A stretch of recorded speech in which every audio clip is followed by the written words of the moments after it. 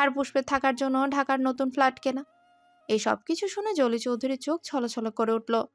তার এই ছেলে যে কাউকে এতটা ভালোবাসতে পারে সেটা কখনোই বুঝতে পারেনি জলি চৌধুরী। জলি চৌধুরী উজানের মাথায় হাত বুলিয়ে দিতে দিতে বলল, কেন এত লুকোচুরি বাবা? কেন ওর সামনে গিয়ে সবটা বলছিস না? সেটার একটা কারণ আছে মা, সেই কথা এখন আমি তোমাকে বলতে পারবো না। আমাকে সেই বিষয়ে প্রশ্ন করো না মা। শুধু এইটুকুই জেনে রাখো, তোমার এই ছেলেটা ওই শ্যামবতীকে তার জীবনের থেকে বেশি ভালোবাসে। কখন যে এই শ্যামবতীকে এতটা ভালোবেসে ফেললো সে নিজেও টের পায়নি। এখন এই শ্যামবতীর সাথে বিচ্ছেদের কথা শুনে মনে রক্তক্ষরণ হয় মা। হয়তো এই রক্তক্ষরণ কেউ দেখতে পায় না, কিন্তু এই রক্তক্ষরণ যে তোমার ছেলেকে কতটা যন্ত্রণা দেয় সেটা সে ছাড়া আর কেউ বুঝতে পারে না। ওই শ্যামবতীর সাথে বিচ্ছেদের কথা শুনতেই যে বারবার আমার বুকে আঘাত আসে মা। উজানের চোখও ছলছল করছে। জলি চৌধুরী উজানের মাথায় হাত বুলিয়ে দিতে দিতে বলল, আমি বুঝতে পারিনি বাবা, তুই এত জানিস আমি ওই মেয়েটাকে পছন্দ করতাম, কিন্তু আজ নিবিড়ের সাথে ওকে দেখতে পেয়ে। উজান নিজের চোখের কোণ থেকে অশ্রুকণা মুছে বলল, নিবিড়ের সাথে পুষ্পর কলেজে দেখা হয়। পুষ্প অনেক ভালো স্টুডেন্ট, সেটা বুঝতে পেরে নিবিড় পুষ্পকে ওর কাছ থেকে ইন্টার্নিং করার অফার করে। পুষ্পও রাজি হয়ে যায়, আর সেই জন্যই আজ পুষ্প নিবিড়ের সাথে আদালতে যায়। তুই এই সব কিছু জেনেও ও কেন পুষ্পকে বাধা দিলি না ওই নিবিড়ের কাছে যেতে? নিবিড় অনেক বড় একজন লয়ার মা। পুষ্প নিবিড়ের কাছ থেকে ইন্টার্নিং করলে ওর ভালো হবে। আর তাছাড়া পুষ্প নিবিড়ের কাছে থাকলে ভাইয়ার জন্য ভালো হবে। পুষ্প কখনোই চাইবে না ভাইয়া জেলে যাক। ও সব রকমভাবে নিবিড়কে আটকানোর চেষ্টা করবে। নিবিড় কেন শুনবে পুষ্পের কথা? নিবিড় তো পুষ্পর কথা শুনবে না, নিবিড় শুনবে সত্য। আর সেই সত্য আমার কাছে আসা পর্যন্ত নিবিড়কে থামিয়ে রাখাই হবে পুষ্পর কাজ। জলি চৌধুরী উজানের গালে হাত রেখে বলল, তুই আমাকে ক্ষমা করে দে বাবা, আমি না বুঝে তোকে এতটা কষ্ট দিয়েছি। উজান মাকে বুকে জড়িয়ে ধরে বলল, আমার মা আমার শক্তি, আর আমার ভালোবাসা আমার সুখ শান্তি। আমার এই ছোট্ট জীবনে তোমাদের ছাড়া আমি বাঁচতে পারবো না মা। জলি চৌধুরী উজানের বুকে পড়ে বলল, কিন্তু আমি তো ওই মেয়েটাকে ভুল বুঝলাম উজান। কি করে ভুল বুঝলাম আমি পুষ্পকে? আমি মেয়েটাকে কখনোই কতখানি কষ্ট দিয়ে ফেললাম। আমি যাব পুষ্পর কাছে, ওর কাছে গিয়ে ক্ষমা চাইবো। রাতে পুষ্পের ফোনে রিং বেজে উঠল। পুষ্প ফোন হাতে নিয়ে দেখে নিবিড়ের কল। পুষ্প ফোন রিসিভ করতে ওপাশ থেকে নিবিড় অস্থির কণ্ঠে বলল, হ্যালো পুষ্প। পুষ্প শান্ত কণ্ঠে বলল, জি স্যার বলুন। আমি তোমাকে ওইভাবে চলে যেতে বলাই তুমি কি আমার উপর রাগ করেছো? না স্যার, আমি রাগ করিনি। নিবিড় যেন এবার কিছুটা শান্ত হলো। ফোনের অপর পাশে এক কালো গোলাপের মুখে কথা শুনে বারান্দায় নিজের সামনে ছোট্ট টবে থাকা কালো গোলাপ গাছের চারাটায় দাঁড়িয়ে থেকে মুখে হাসি ফুটিয়ে উঠল নিবিড়ের ঠোঁটে। এবার পুষ্প বলল, কিন্তু আপনাকে এতটা অস্থির মনে হচ্ছে কেন? কি হয়েছে? নিবিড় মনে মনে বলল, আমার অস্থিরতার কারণ তুমি পুষ্প। তোমার মনে আঘাত আমার অস্থিরতার কারণ। বিকেলে পুষ্পকে নিজের অফিস রুম থেকে চলে যেতে বলার পর থেকে নিবিড়ের মন খুব অস্থির হয়ে পড়েছিল। সারাক্ষণ ভেবেছে নিবিড় পুষ্পের মলিন মুখখানা। নিজের অস্থিরতা যখন বেড়েই যাচ্ছে তখন নিজেকে শান্ত করতেই নিবিড় ফোন করলো পুষ্পকে। পুষ্পের কণ্ঠস্বর নিবিড়ের শান্ত হওয়ার কারণ।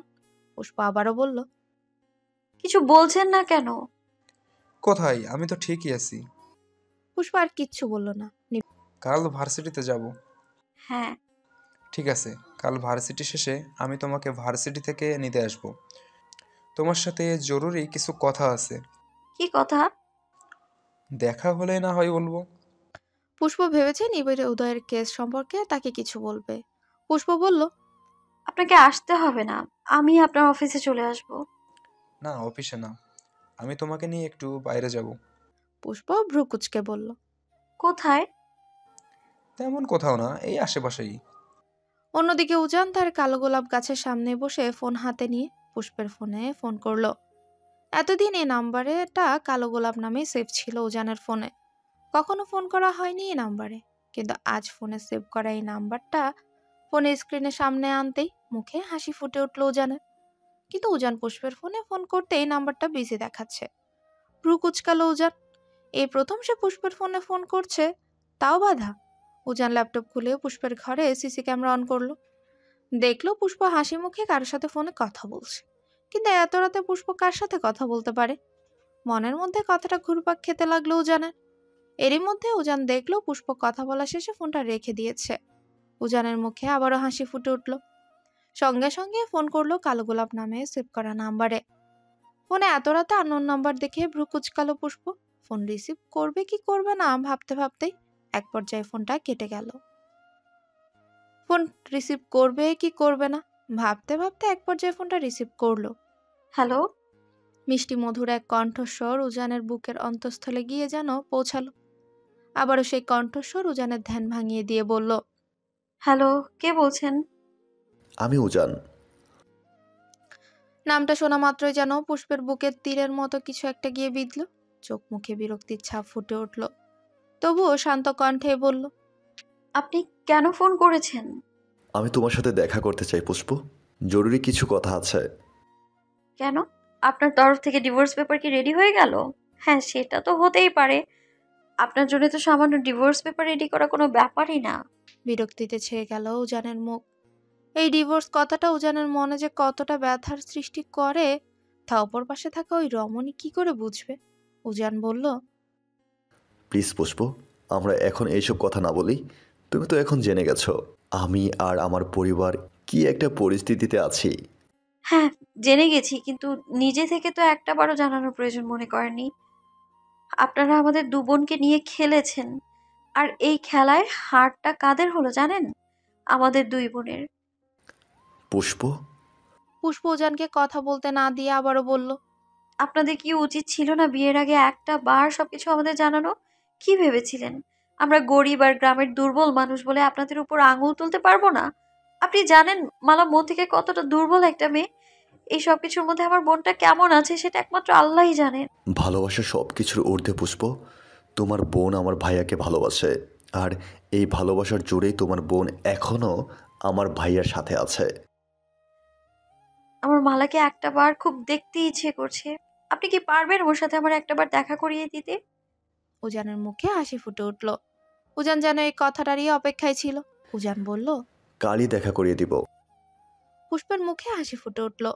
ল্যাপটপের স্ক্রিনে ফোনের অপর পাশ থেকে পুষ্পের হাসিটা উজানের চোখে খুব সহজেই ধরা পড়ল। উজান বলল, কাল ভার্সিটিতে যাবে? হুম। কিন্তু আপনি কি করে জানলেন আমি ভার্সিটিতে ভর্তি হয়েছি? উচ্চস্বরেই হাসলো উজান। তারপর বলল, আমি কাল তোমাকে ভার্সিটি থেকে নিতে আসব। আমি কিন্তু আমার প্রশ্নের উত্তর পাইনি। কিছু প্রশ্নের উত্তর না জানাই ভালো। এ কথা বলে উজান ফোনটা রেখে দিল। পুষ্প ভ্রু কুচকে আবারও ভাবতে লাগলো, উজান কি করে জানলো তার ভার্সিটিতে ভর্তি হওয়ার কথা? নিবিড় যে পুষ্পকে বলেছিল সে ভার্সিটি থেকে পুষ্পকে নিতে আসবে মালার সাথে দেখা করার আনন্দে, সেই কথা পুষ্প পুরোপুরি ভুলে গেল। পরদিন সকালে পুষ্প ভার্সিটিতে যাওয়ার জন্য রেডি হচ্ছে। এই সময় ফোন বেজে উঠল পুষ্পর। পুষ্প ফোন হাতে নিয়ে দেখে নিবিড়ের ফোন। পুষ্পর মনে পড়ে গেল কাল রাতে বলা নিবিড়ের কথা। পুষ্প মনে মনে ভাবলো নিবিড়কে সে কোনো কারণ দেখিয়ে মানা করে দিবে যে সে আজ তার সাথে দেখা করতে পারবে না, কারণ মালার সাথে দেখা করা তার সব থেকে জরুরি। পুষ্প ফোন রিসিভ করতে ওপাশ থেকে নিবিড় বলল, কি করছো পুষ্প? ভার্সিটিতে যাব তাই রেডি হচ্ছিলাম। আমি তোমাকে ভার্সিটি থেকে নিতে আসবো, মনে আছে তো? পুষ্প আমতা আমতা করে বলল, আসলে আমার আজ ভার্সিটি থেকে সরাসরি বাড়িতে আসতে হবে। বাবা মা ঢাকায় এসেছে, তাই তাদেরকে একটু সময় দিতে হবে। তোমার বাবা মা এসেছে? কই, আমাকে তো বলোনি। ও, আসলে বলতে ভুলে গিয়েছে হয়তো। পুষ্প, আমার একজনের সাথে মিটিং ছিল, আমি সেটা ক্যান্সেল করে তোমার সাথে দেখা করতে চেয়েছিলাম। ইয়ে, মানে পুষ্প, তুমি কি কোনো কারণে আমাকে ইগনোর করছো? আমি তোমার বোনের স্বামীর বিরুদ্ধে কোর্টে দাঁড়িয়েছি সেই জন্য? এসব কি বলছেন আপনি? আপনার মা বোনের খুনের শাস্তির জন্য অবশ্যই আপনি কোর্টে দাঁড়াবেন। আর আপনার যদি মনে হয় আমি আপনাকে ইগনোর করছি, তাতেও আপনার কি কিছু তো আসে যায় না এতে। আর আপনি হয়তো কাল আমার কথায় কষ্ট পেয়েছেন, কিন্তু আমি আপনাকে কোনো রকম কষ্ট দিতে বলিনি কথাটা। আসল খুনি যেন শাস্তি পায় সেই উদ্দেশ্যেই আমি কথাটা বলেছি। আচ্ছা ঠিক আছে, আমরা এই বিষয়ে পরে কথা বলবো।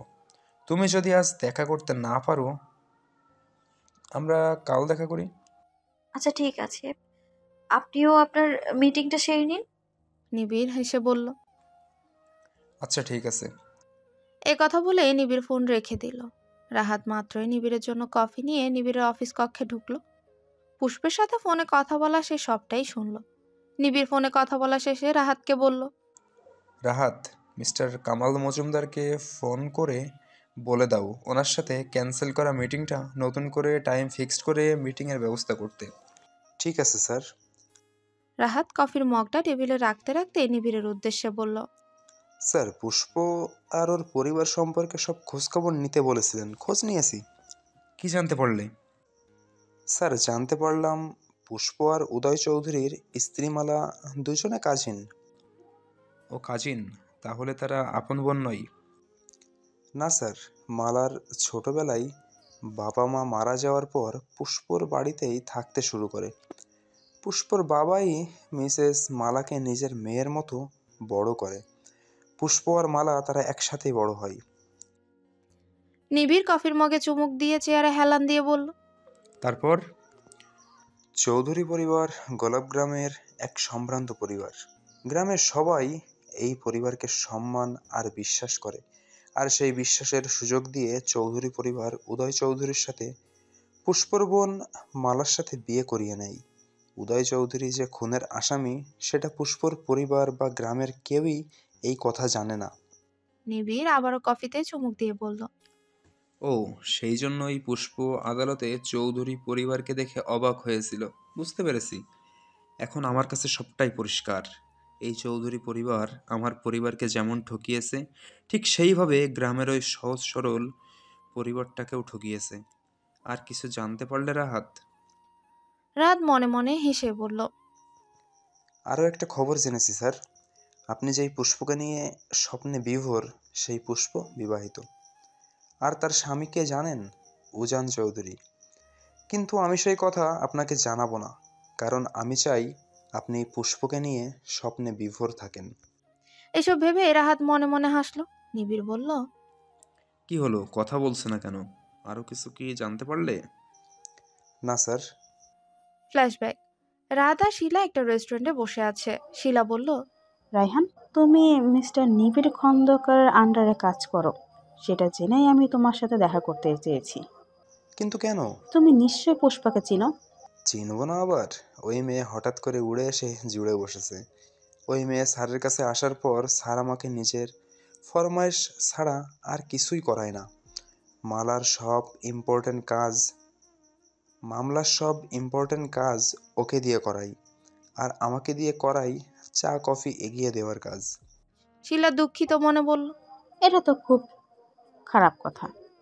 চা কফি এগিয়ে দিয়ে কি কি আর তুমি উকালতি শিখতে পারবে? দেখবে তোমার আগেই ওই পুষ্পা বড় উকিল হয়ে যাবে। কিন্তু আপনি পুষ্পকে কি করে চেনেন? আপনি তো উজান চৌধুরীর বন্ধু, তাই না? না, আমি উজান চৌধুরীর গার্লফ্রেন্ড, আর পুষ্পা উজান চৌধুরীর বউ। রাত অবাক হয়ে গেল শিলার মুখে এ কথা শুনে। অবাক হয়েই বলল। কি, পুষ্প বিবাহিত আর উজান চৌধুরী পুষ্পর স্বামী? হ্যাঁ। একদিকে বিবাহিত মেয়ে হয়ে আরেকদিকে আমার স্যারের মন চুরি করার চেষ্টা করছে। আমি আজই স্যারের কাছে সব বলে দেব। কি, নিবিড় খন্দকার পুষ্পাকে পছন্দ করে? মুখে এখনো বলিনি, কিন্তু স্যারের ভাবসাব দেখে তাই মনে হয়। স্যার এই মেয়ের প্রতি একটু বেশি পজিটিভ। ওকে সব বিষয়ে গুরুত্ব দেয়, হাতে কলমে সব লেখাই। শিলা যেন চাঁদ পেল হাতে। শিলা রাহাতকে বলল। রাহাত, আজকে তোমাকে নিয়ে আমার বসার কারণ হলো এই পুষ্পা। আমি পুষ্পা সম্পর্কে সব খোঁজ খবর নিতে চাইছিলাম, কিন্তু এত বড় একটা খবর জেনে যাব বুঝতে পারিনি। কোনো বড় খবর জানার কথা বলেছেন? নিবিড় খন্দকার পুষ্পার প্রতি দুর্বল হওয়ার কথা। কিন্তু আমি তো আজই স্যারকে সবকিছু জানিয়ে দিব। না রাহাত, তুমি নিবিড় খন্দকারকে কিচ্ছু জানাবে না, আর আমি তোমাকে এই জন্য অনেক টাকা দিব। নিবিড় খন্দকার তোমাকে যে টাকা দেয় তার থেকে দ্বিগুণ। কিন্তু স্যার, একটা বিবাহিত মেয়েকে ভালোবেসে তার কি লাভ? উল্টো তো তার মন ভেঙে যাবে, তার ক্ষতি হয়ে যাবে। নিবিড় খন্দকারের লাভ না হলেও আমার আর তোমার লাভ ঠিকই হবে। মানে? মানে আমার আর উজান চৌধুরীর বিয়ে ঠিক হয়েছিল, কিন্তু হঠাৎ করে উজান ওই পুষ্পাকে বিয়ে করে নেয়, কিন্তু তারা একসাথে থাকে না, আলাদা থাকে। আমি চাই নিবিড় খন্দকার পুষ্পার প্রতি দুর্বল হয়ে পড়ুক, এতটা দুর্বল হয়ে পড়ুক যাতে নিবিড় পুষ্পাকে ছাড়া কিচ্ছু না বুঝে। আর এতে করে উজান পুষ্পাকে ভুল বুঝবে, পুষ্পাকে ডিভোর্স দিবে, আমার পথরেখাটা সরে যাবে। এসব শুনে রাহাত বলল, সব কিছু বুঝতে পারছি, কিন্তু এত কিছুর মধ্যে আমার কি লাভ? ওই পুষ্প স্যারের কাছে থাকলে তো আমার লস। শোনো রাহাত, তুমি উকিল হওয়ার আশা ছেড়ে দাও। তুমি কি ভেবেছো নিবিড় খন্দকারের পিছু ছুটলেই তুমি উকিল হয়ে যেতে পারবে? তোমার যে রেজাল্ট, তা দিয়ে তো উকিল হতে পারবে না, আর না পারবে আদালতের মৌরি হতে। রাহাত দাঁতে দাঁত চেপে ধরলো। শিলা আবারও বলল, তাই বলছি টাকা কামানোর রাস্তা ধরো, আর সেই টাকা আমি তোমায় দেব। তুমি শুধু আমার হয়ে কাজ করে যাবে। উজান আর পুষ্পার বিয়ের কথা নিবিড়কে কোনোভাবেই জানতে দিবে না, আর যখন নিবিড় জানতে পারবে তখন অনেক দেরি হয়ে যাবে। নিবিড় খন্দকার তখন পুষ্পার প্রেমে হাবুডুবু খাবে। তাই যতটুকু পারো পুষ্পার প্রতি নিবিড়কে পজিটিভ করার চেষ্টা করো। পুষ্পা নিবিড়কে সব খবর আমার কাছে পৌঁছে দিবে, আর আমি যা করতে বলবো তাই করবে। রাজি থাকলে বলো। রাহাত একটু চিন্তা করে বলল, ঠিক আছে, আমি রাজি। ফ্ল্যাশব্যাক শেষ। পুলক আর তার কিছু বন্ধু কলেজের করিডোরে দাঁড়িয়ে আড্ডা দিচ্ছে। হঠাৎ করে দেয়ালের পেছন থেকে কোনো কিছুর একটা টোকা পড়ল পুলকের পিঠে। পুলক নিচে তাকিয়ে দেখে একটা কাগজের টুকরো মোড়ানো। পুলক কাগজটা নিচে থেকে তুলে সঙ্গে সঙ্গে ওই দেয়ালের পেছনে দৌড় দিল। দেয়ালের আড়ালে কতগুলো মেয়ে উকি মারছিল। পুলক তাদের দিকে দৌড় দিতেই মেয়েগুলো আসছে আসছে বলে দৌড় দিল। পুলক মেয়েগুলোর পেছনে দৌড়াতে দৌড়াতেই একটা মেয়ের হাত খপ করেই ধরে ফেলে। মেয়েটাকে টেনে সামনে আনতেই তাকিয়ে দেখে এটা উর্মি। পুলক বলল, আমি যা সন্দেহ করেছিলাম তাই। তুমি ছাড়া আর কে হতে পারে যে আমার পিছনে লাগতে পারে? উর্মি মাথা নুইয়ে আমতা আমতা করে বলল, ওগো, আমার হরানের স্বামী, আন্নে ভালো আসেননি? আয় তো বেশি বালা নাই। কে কেন হতে পারে না কেন? তোমার মতো দস্যি ছেলের পিছনে সবাই লাগতে পারে? এতদিন তো দেখছি ছেলেরা মেয়েদের পিছনে লাগে, আর এখন তো দেখছি মেয়েরা ছেলেদের পিছনে লাগে। উর্মি কিছু বলল না, শুধু মাথা নুইয়ে দাঁড়িয়ে রইল। পুলক আবারও বলল, ওই দিন তো কাগজে লিখেছিলে আমার চিন্তার ধান্দায় তোমার সব চুল উঠে গেছে। দেখি কতগুলো চুল উঠেছে। পুলক উর্মির চুলে টান দিয়ে বলল, ইস, কি করছো গো? চুলে টান লাগছে তো, ব্যথা পাচ্ছি। এখন চুলের টান লাগছে তাই না?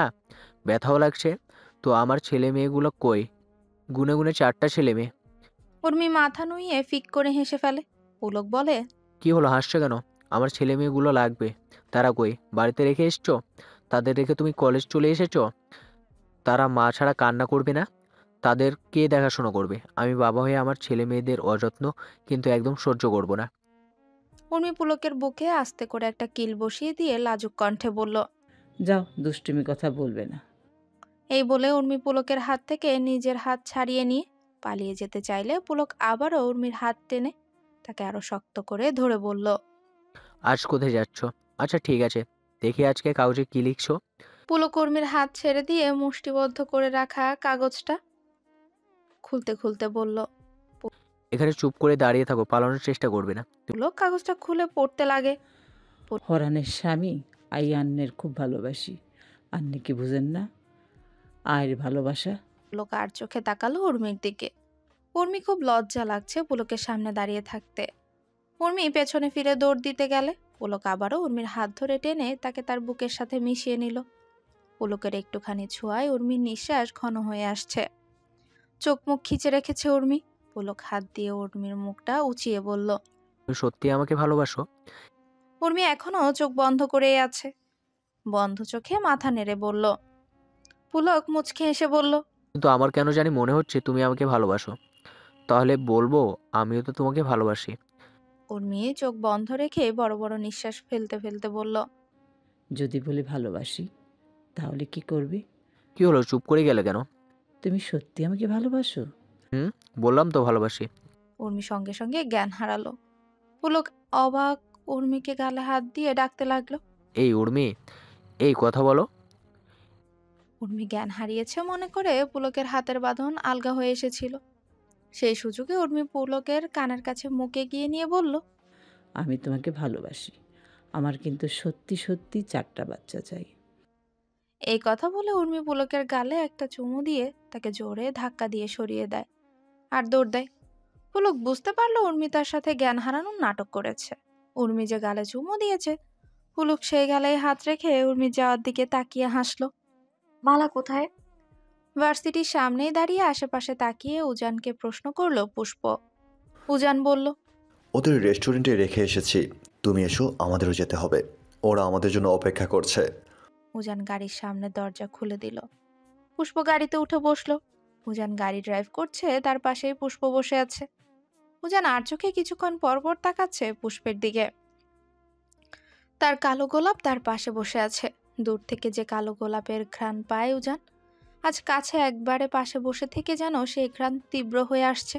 ভালোবাসার ঘ্রাণ, যে ঘ্রাণ তাকে উন্মাদ করতে খানিকটা সময়ও নেয় না। উজান পুষ্পের দিকে তাকিয়ে আছে। পুষ্প কিছু একটা বলতে উজানের দিকে তাকাতেই চোখাচোখি হয়ে গেল দুজনের। দুজনেই চোখ সরিয়ে নিল। উজান মুচকি হেসে বলল, কিছু বলবে? মালাকে রেস্টুরেন্টে একা রেখে এসেছেন, ও যদি ভয় পায়? উজানের দিকে না তাকিয়ে কথাটা বলল পুষ্প। উজান বলল, ভয় পাবে না, সাথে ভাইয়া আছে, আর তাছাড়া রায়হান দাঁড়িয়ে আছে রেস্টুরেন্টের বাইরে। আসলে ওদেরও তো একটু আলাদা সময় কাটানো প্রয়োজন। ভাবি সারাক্ষণ বাড়িতে থাকে, আর তাছাড়া তাদের মনের উপর দিয়ে অনেক দখল যাচ্ছে, তাই আলাদা একটু সময় কাটালে একটু ভালো লাগবে। তাহলে আমরা কিছুটা সময় দেরি করে যাই, ওরা আরো একটু সময় কাটাক। উজান তাকালো পুষ্পের দিকে। পুষ্প ভ্রু কুঁচকে বলল, কি হয়েছে? এই কথা বলে উজান ঠোঁট টিপে হাসল। পুষ্পের চোখে মুখে বিরক্তির ছাপ ফুটে উঠল। মনে পড়ে গেল উজানের বলা কথাটা। তুমি আমার সাথে সময় কাটাতে চাও, সেটা মুখ ফুটে বললেই হয়। আমার মতো এমন এক সুদর্শন পুরুষের পাশে তোমার মতো এক শ্যামবতী মেয়েকে কি সত্যি মানায়? পুষ্প বলল, আমি সেরকম কোনো উদ্দেশ্য নিয়ে বলিনি কথাটা। আমি ওদের কথা চিন্তা করেই কথাটা বলেছিলাম। আমি জেনে শুনে কাউকে অপমানিত বা বিপদে ফেলতে রাজি নই। উজান ভ্রু চিয়ে বলল, অপমানিত বা বিপদ মানে কি বলছো? বুঝতে পারছি না। আমাকে নিয়ে আপনি যদি রাস্তায় বের হন, তাহলে আপনার মতো সুদর্শন পুরুষের পাশে আমার মতো শ্যামবতী মেয়েকে দেখে লোকে কি বলবে? আপনাকে বলবে না আপনার রুচি খারাপ? তাই গাড়িটা মালার কাছে নিয়ে চলুন। পুষ্পের বলা কথাটা উজানের বুকে তীরের মতো গিয়ে বিঁধল। উজান আর কিচ্ছু বলল না। ওইদিকে উদয় আর মালা বসে আছে রেস্টুরেন্টের টেবিলে। উদয় বলল, মালা, তুমি ভয় পাচ্ছ না তো? তুমি কিন্তু ভয় পেও না, উজান এক্ষুনি পুষ্পকে নিয়ে চলে আসবে। আর তাছাড়া রায়হানও রেস্টুরেন্টের আশেপাশে আছে। মালা আশেপাশে তাকিয়ে কাপা কাপা হাতে উদয়ের হাতটা শক্ত করে ধরে বলল, আপনি সাথে আছেন তো, আমার কোনো ভয় নেই। উদয়ের মুখে হাসি ফুটে উঠল। সে হাসি দেখে মালার মুখেও হাসি ফুটে উঠল। কিন্তু আশেপাশে তাকিয়ে মালা আবারও সঙ্গে সঙ্গে হাত সরিয়ে নিল। উদয় মালাকে বলল, মালা, তোমার খুব খারাপ লাগে তাই না? কেন? এই কথা বললেন কেন? এই যে তুমি সারাদিন বাড়িতে থাকো, আমি তোমাকে কোথাও ঘুরতে নিয়ে আসতে পারি না। আজ উজান নিয়ে এলো বলে আসতে পেরেছে। আর দেখো না, আমাদের কথা চিন্তা করে বেচারা রায়হানকে ও বাইরে দাঁড় করে দিয়ে গেছে। ও ভালো করে জানে আমি তোমার খেয়াল রাখতে পারবো না, সেজন্য এই ব্যবস্থা। আমি কতটা অসহায় একটা ছেলে বলো, নিজের বউকে খেয়াল রাখার জন্য অন্যের সাহায্য নিতে হয়। মালা আবারও উদয়ের হাতটা শক্ত করে ধরে বলল, অন্য কেউ না জানুক, আমি জানি, আমি বুঝি আপনি আমার কতটা খেয়াল রাখেন। শুধু চোখে চোখ রাখলেই কি খেয়াল রাখা হয়? আমি তো আপনার মনে থাকতে চাই। এই যে আপনি সব সময় আমি খেয়েছি কিনা, আমার শরীর ঠিক আছে কিনা, এই সব কিছু খোঁজ খবর নেন। আমি মিথ্যে বলবো বলে অন্যদের কাছ থেকে খবর নেন, এই সব কি আমার চোখে পড়ে না? এই সব কিছু কি আমার খেয়াল রাখা নয়? বাইরে বেরোনোর কথা বলছেন। হ্যাঁ, আমি আজ খুব খুশি। আমি আজ বাইরে বেরিয়েছি। সেটা সব সময় বাড়িতে থাকার জন্য নয়, সেটা হলো পুষ্পর সাথে এতদিন পর একটু মন খুলে কথা বলতে পারবো সেই আনন্দে। না হলে আমার বাইরেও যা, বাড়িতেও তাই। এই যে বারান্দায় বসে, ছাদে বসে আমি আর আপনি যে সময়গুলো কাটাই, তা কি এই বাইরে পাবো কখনো? তাই বিশ্বাস করুন আমার একটু ইচ্ছে করে না বাইরে বের হতে। আপনি আমার সাথে আমার পাশে থাকলে আমার মনে হয় পুরো পৃথিবীটা আমার কাছে থাকে। উদয়ের মুখে তৃপ্তির হাসি ফুটে উঠলেও মন থেকে দুর্বলতা তার দূর হয়নি।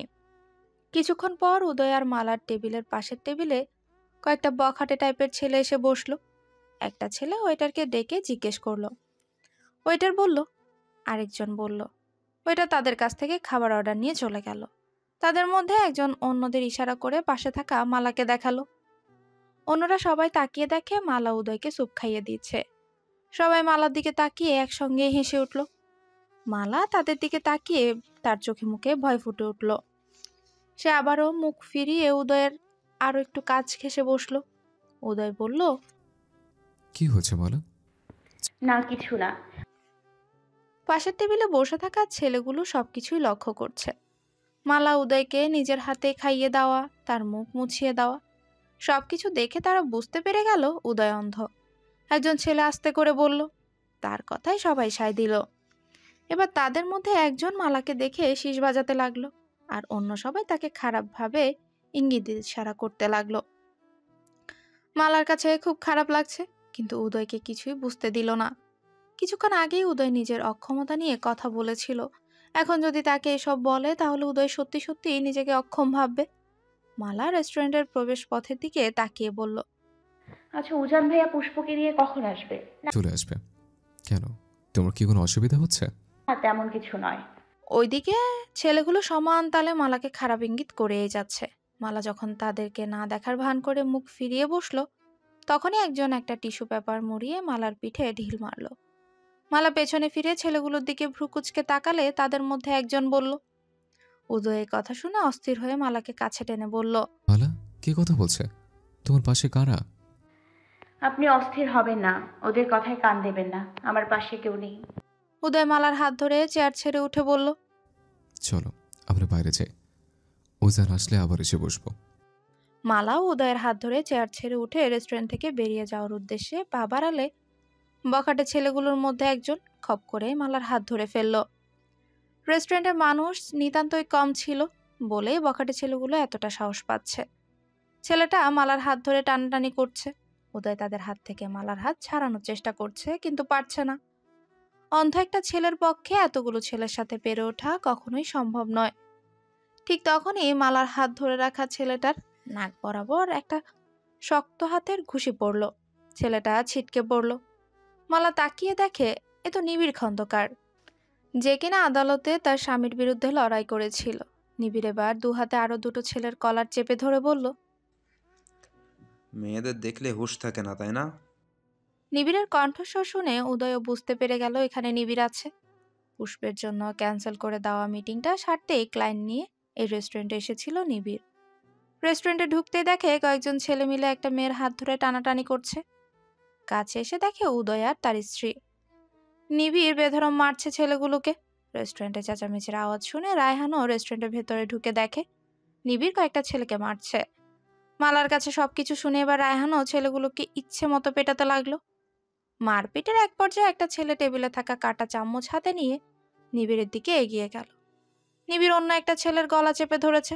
ছেলেটা কাঁটা চামচটা সোজা নিবিড়ের হাতে বসিয়ে দিল। সঙ্গে সঙ্গে হাত থেকে গড়গড় করে রক্ত বের হতে লাগে। নিবিড় ছেড়ে দিল ছেলেটাকে। নিবিড়ের হাতের রক্ত মালার চোখে পড়তে মালা এগিয়ে গেল নিবিড়ের দিকে। নিবিড়ের হাত ধরে টেনে দূরে নিয়ে এসে বলল, আপনার হাত থেকে রক্ত পড়ছে ভাইয়া। ভাইয়া ডাকটা শুনে নিবিড় এক পলক তাকালো মালার দিকে, তারপর চোখ ফিরিয়ে বলল, ও কিছু হবে না।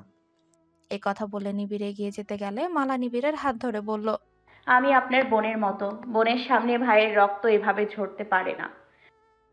এ কথা বলে মালা নিজের আঁচল থেকে খানিকটা কাপড় ছিঁড়ে নিবিড়ের হাতে বেঁধে দিতে লাগলো। নিবিড় বাধা দিতে গেল, মালা শুনল না। খানিকটা অধিকার খাটিয়ে নিবিড়ের হাতে শাড়ির আঁচলটা বেঁধে দিতে লাগলো। ঠিক তখনই পুষ্প আর উজান দৌড়ে রেস্টুরেন্টে ঢুকলো। রেস্টুরেন্টে এই অবস্থা দেখে তারা অবাকই হয়ে গেছে। মালা পুষ্পকে দেখে পুষ্পকে জড়িয়ে ধরে কান্না করে দিল। মালা বলল, পুষ্প তুই এসেছিস? এই ছেলেগুলো আমার সাথে।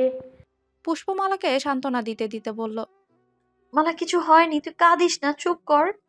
উজান রায়হানের কাছ থেকে সবকিছু শুনে রেগে গিয়ে আরেক দফা ছেলেগুলোকে পিটাতে শুরু করলো। তারপর পকেট থেকে ফোন বের করে সঙ্গে সঙ্গে পুলিশকে ফোন দেয়। পুলিশকে আসতে বলে ফোনটা রেখে দিয়ে চিৎকার করে রেস্টুরেন্টের মালিক পক্ষকে ডাক দেয়। মালিক পক্ষ সঙ্গে সঙ্গে এসে হাজির হয়। উজান রেস্টুরেন্টের মালিকের সামনে দাঁড়িয়ে বলল, কী সব গেস্ট জায়গা দেন আপনারা এই রেস্টুরেন্টে, যারা মেয়েদের উপর হামলা করে? ওইদিকে নিবিড় পুষ্পকে দেখে অবাক চোখেই তাকিয়ে আছে। পুষ্প তো তাকে বলেছিল সে আজ বাড়িতে তার বাবা মায়ের সাথে থাকবে, তাহলে কি পুষ্প তাকে মিথ্যে বলেছে? এতক্ষণে পুষ্পরও চোখে পড়ল নিবিড়ের উপর। পুষ্পের চোখ নিবিড়ের উপর পড়তেই নিবিড় উল্টো দিকে হাঁটা ধরল। পুষ্প নিবিড়কে দেখে অস্পষ্ট স্বরে বলল, নিবিড় স্যার? মালা পুষ্পের বুক থেকে মাথা তুলে বলল, উনি আমাকে ওই ছেলেদের হাত থেকে বাঁচিয়েছে।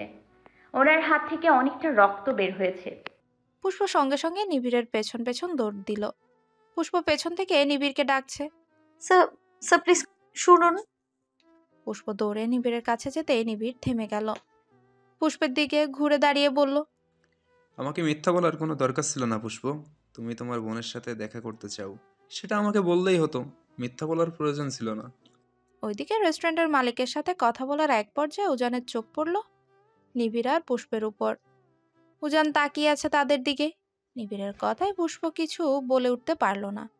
ঠিকই তো, তার তো মিথ্যে বলা উচিত হয়নি। সত্যিটা না বলতে পারলেও মিথ্যে বলার দরকার ছিল না। পুষ্প আমতামতা করেই বলল।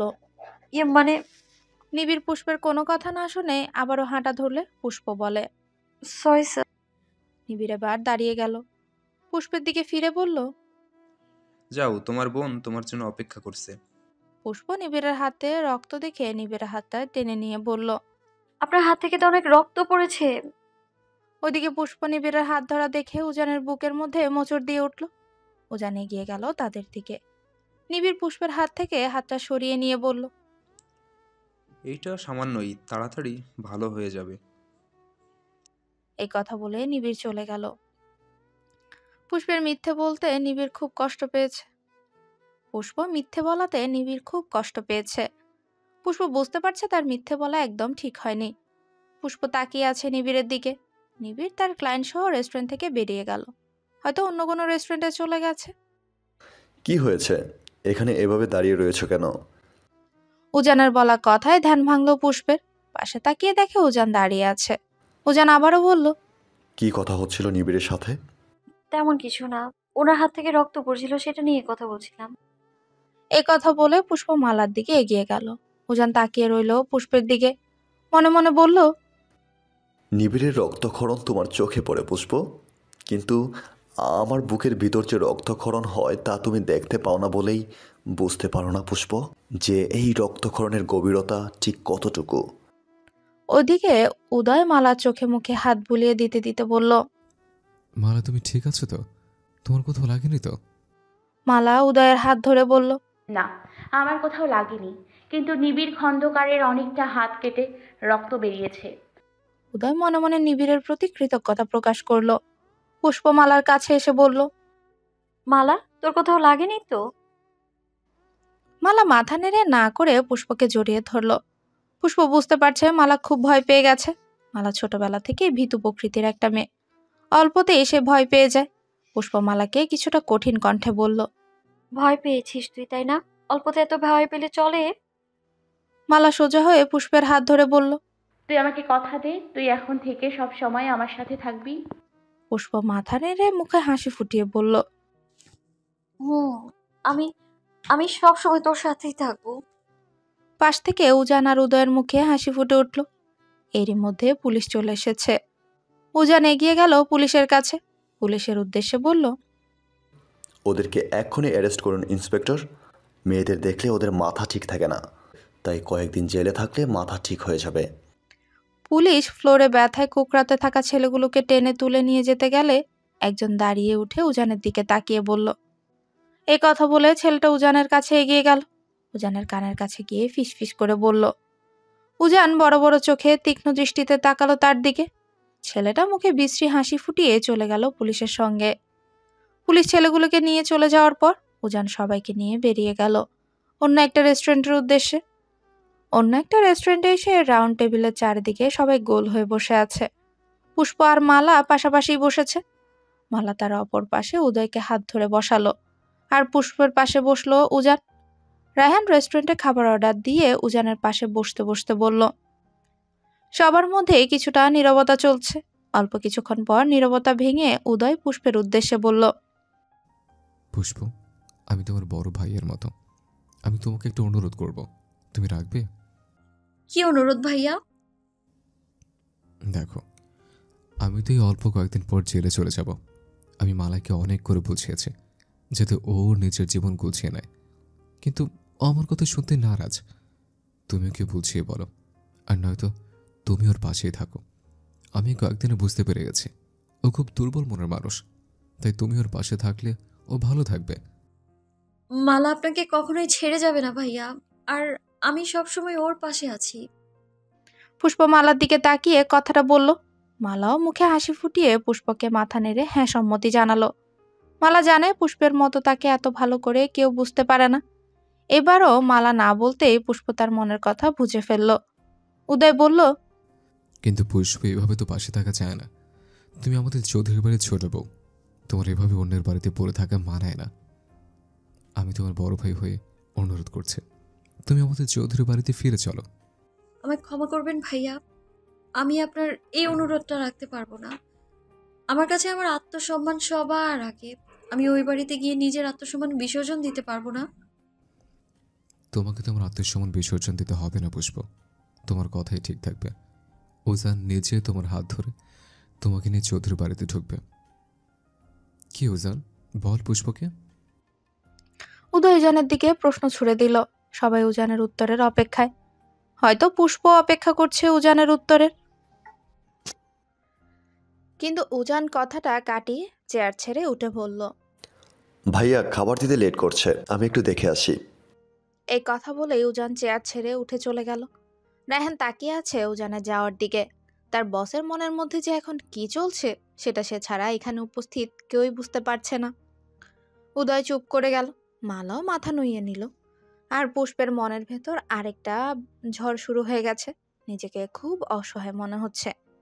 নিজের স্বামীর মনে জায়গা না পাওয়া একটা মেয়ের জন্য যে কতটা লজ্জার, তা সে মেয়ে ছাড়া আর দ্বিতীয় কেউ হয়তো বুঝবে না। কাউকে বুঝতে না দিলেও ভেতরে ভেতরে নিজেকে কতটা অসহায় মনে করে পুষ্প ছাড়া হয়তো কেউ কোনোদিন বুঝতেই পারবে না। চোখ ছলছল করে উঠল পুষ্পর। নিজেকে নিজেই মনে মনে ধিক্কার দিয়ে বলল, ধিক্কার এই নারী জীবনে, যে নারী তার রূপ আর সৌন্দর্য দিয়ে তার স্বামীর মনে জায়গা করে নিতে পারে না। তার থেকে অভাগা আর কেউ নেই। উদয় এবার মুখে মিথ্যে হাসি ফুটিয়ে বলল, আসলে আমারও ভুল হয়েছে। হঠাৎ করে ওজানকে এভাবে কথাটা জিজ্ঞেস করা আমার মোটেও উচিত হয়নি। ও এমনিতেই টেনশনে আছে, তাই তো হয়তো হঠাৎ করে কিছু বলতে পারেনি। পুষ্প, তুমি কিচ্ছু ভেবো না বোন। আমার ভাইটাকে ভুল বুঝো না। আমার ভাইটা যদি পৃথিবীতে সেরা ভাই হতে পারে, পৃথিবীর শ্রেষ্ঠের সন্তান হতে পারে, তাহলে সে একজন কেয়ারিং হাজব্যান্ডও হতে পারবে। পুষ্প চোখের পানিটুকু চোখ থেকে আঙ্গুল দিয়ে আলগা করে তাচ্ছিল্যের হাসি দিয়ে বলল, আমি কিছু মনে করিনি ভাইয়া। আসলে কি বলুন তো, কেয়ারিং হাজবেন্ড তো সব সুন্দরী মেয়েদের ভাগ্যেই লেখা থাকে। তাই বলে কি সেই সব দোষগুলো পুরুষ মানুষকে দেয়া যায়? কখনোই না। এটা তো ওই সব মেয়েদের ভাগ্যের দোষ যারা টুকটুকে ফর্সা রং নিয়ে এই পৃথিবীতে জন্মায়নি। অবশ্যই আপনার ভাই একজন কেয়ারিং হাজবেন্ড। আমি দোয়া করি উনি যেন ওনার মনের মতো একজন জীবনসঙ্গী পান, আর সেই মানুষটার কেয়ারিং হাজবেন্ড হয়ে বাকি সুনামটুকু অর্জন করেন। উদয় আর মালা খুব ভালো করে বুঝতে পারছে পুষ্প কতটুকু কষ্ট থেকে কথাগুলো বলে যাচ্ছে। কিন্তু তাদের এখানে কিছু বলার নেই। কি বলে সান্ত্বনা দিবে পুষ্পকে? সান্ত্বনা দিয়ে মেয়েটাকে আর লজ্জা দিতে পারছে না কেউ। উদয়ের মনের মধ্যে খুব অনুশোচনা হচ্ছে। সেই অনুশোচনা থেকে উদয় পুষ্পের উদ্দেশ্যে বলল, তুমি আমাকে ক্ষমা করে দাও পুষ্প, আজ এই সব কিছুর জন্য আমি দায়ী।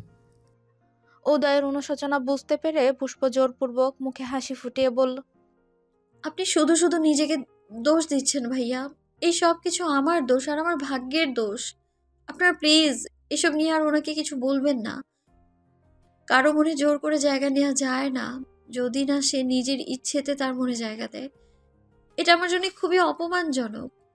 এই কথা বলে পুষ্প মাথা নুইয়ে নিল। মালাও মনে মনে বলল, তুই ঠিকই বলেছিস পুষ্প, জোর করে কারো মনে জায়গা করে নেওয়া যায় না। এই যে আমাকে দেখ, আমিও তো চেয়েছিলাম ওনার মনে জোর করে জায়গা করে নিতে, কিন্তু মানুষটা আমাকে বুঝিয়ে দিয়েছে জোর করে ভালোবাসা হয় না। তাই তো আমি চেষ্টা করছি ওনার মন জয় করার। কিন্তু কিন্তু একদিকে তোর থেকে আমার ভাগ্য অনেক ভালো।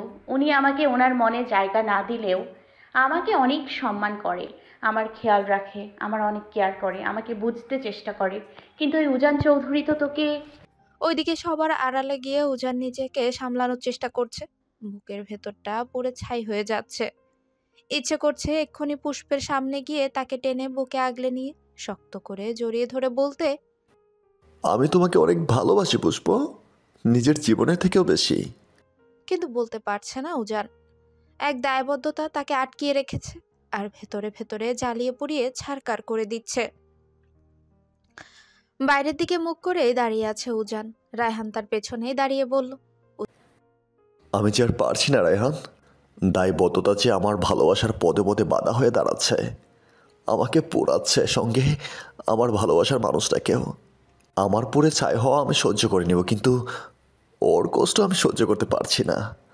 আর না পারছি ওর সামনে গিয়ে প্রকাশ করতে আমার মনের অব্যক্ত ভালোবাসা। উজান রায়হানের দিকে তাকিয়ে বলল। পুষ্প কাঁদছে, তাই না রায়হান? রায়হান চোখ নামিয়ে মাথা নুইয়ে হ্যাঁ বলল। উজান সঙ্গে সঙ্গে বড় বড় পা ফেলে পুষ্পর কাছে যেতে চাইলে রায়হান জড়িয়ে ধরে তাকে আটকালো। উজান চোখ রাঙিয়ে তাকালো রায়হানের দিকে। রায়হান চোখ নামিয়ে বলল। উজান এবার কিছুটা শান্ত হলো। চোখ বন্ধ করে দাঁতে দাঁত চেপে নিজের অক্ষমতা ছাড়তে পাশে থাকা গ্লাসে ঘুষি মারল। সঙ্গে সঙ্গে গ্লাসটা ভেঙে কাচের টুকরো উজানের হাতে ঢুকে গেল। হাত দিয়ে রক্ত পড়ছে। রায়হান সঙ্গে সঙ্গে হাতটা চেপে ধরে বলল, পড়তে দাও রায়হান, বুকের ভিতর যে রক্তক্ষরণ হচ্ছে তার থেকে এটা কিছুই নয়। রায়হান সঙ্গে সঙ্গে পকেট থেকে রুমাল বের করে উজানের হাতে তা বেঁধে দিল। সবাই নীরব বসে আছে। পুষ্পের চোখে এখনো পানি। মালা পুষ্পের মুখটা উঁচিয়ে নিয়ে তার চোখ থেকে পানিটা মুছে দিয়ে বলল, তোর চোখে পানি মানায় না পুষ্প, তোর চোখের পানি আমার অসহায়ের কারণ, আর তোর জেতি চোখ আমার শক্তি। পুষ্প হেসে মালার হাত ধরে বলল, তুই কাল আমাকে আদালতে দেখে ভুল বুঝেছিলি তাই না মালা? মালা হেসে পুষ্পকে জড়িয়ে ধরে বলল, আমি আর তোর তেজি চোখ আমার শক্তি। আমি কি তোকে কখনো ভুল বুঝতে পারি? তুই কি করে ভেবে নিলি আমি তোকে ভুল বুঝবো? মিস্টার নিবিড় খন্দকারের সাথে আমার কলেজে দেখা হয়, সেদিন থেকেই পরিচয়। ওনার কাছ থেকে কিছু শেখার উদ্দেশ্যেই আমি ওনার কাছে যাই, কিন্তু বিশ্বাস কর আমি উদয় ভাইয়া সম্পর্কে কিছুই জানতাম না। উদয় বলল, তুমি চিন্তা করো না পুষ্প, আমি তোমার ঘুরে দাঁড়ানোকে সাধুবাদ জানাই। তুমি পড়াশোনা করো, মালা আমাকে বলেছে তুমি পড়াশোনাতে অনেক ভালো, আর তোমার স্বপ্ন তুমি বড় একজন অ্যাডভোকেট হবে। নিবিড় খন্দকার হয়তো আমাকে ভুল বুঝতে পারে, কিন্তু আমি বলছি নিবিড় অনেক ভালো, একজন ভালো মানুষ, আর তোমার জন্য পারফেক্ট একজন দিক নির্দেশক। পুষ্প খুশি হলো উদয়ের কথায়, কিন্তু পরক্ষণে মুখটা মলিন করে বলল, কিন্তু মা, মানে আপনাদের মা তো আমার ভুল বুঝলো। মালা বলল, তুই মায়ের কথায় কিছু মনে করিস না পুষ্প। আসলে মা তো তোকে খুব পছন্দ করে, তাই আদালতে নিবিড় খন্দকারের সাথে তোকে দেখে হয়তো একটু ভুল বুঝেছে। তুমি চিন্তা করো না পুষ্প, আমি মাকে বুঝিয়ে বলবো।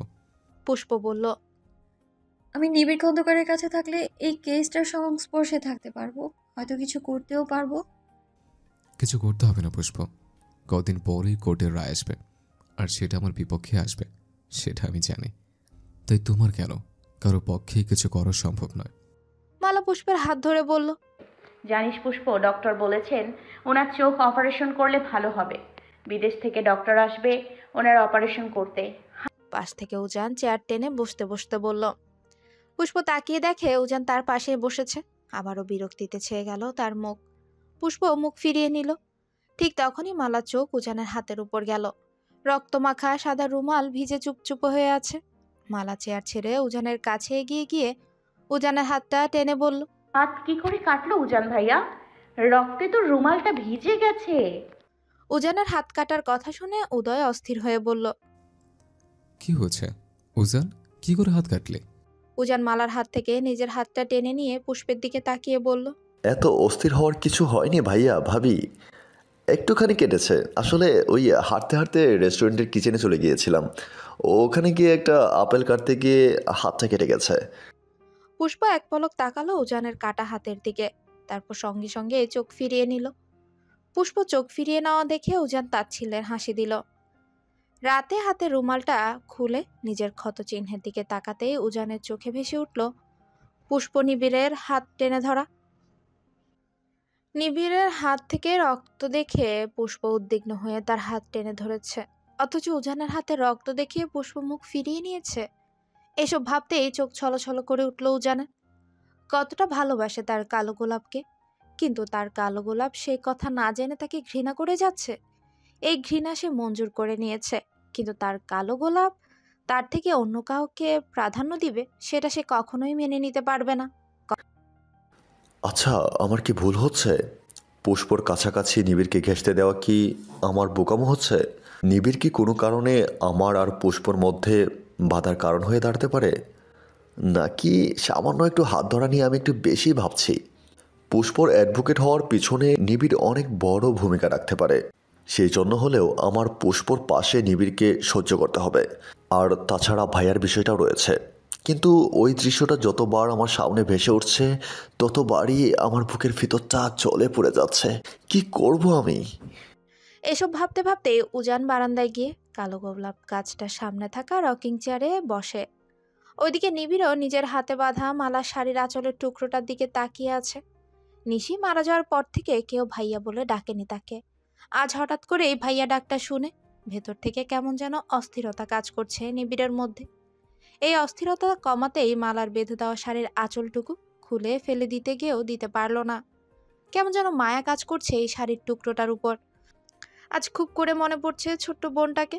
ছোট্টবেলায় নিবিড় যখন খেলা থেকে ব্যথা পেয়ে বাড়িতে আসতো, তখন মাকে লুকানোর জন্য ব্যথা লুকিয়ে রাখতো নিবিড়। ছোটবেলা থেকে নিশি আঠার মতো লেগে থাকতো ভাইয়ের সাথে।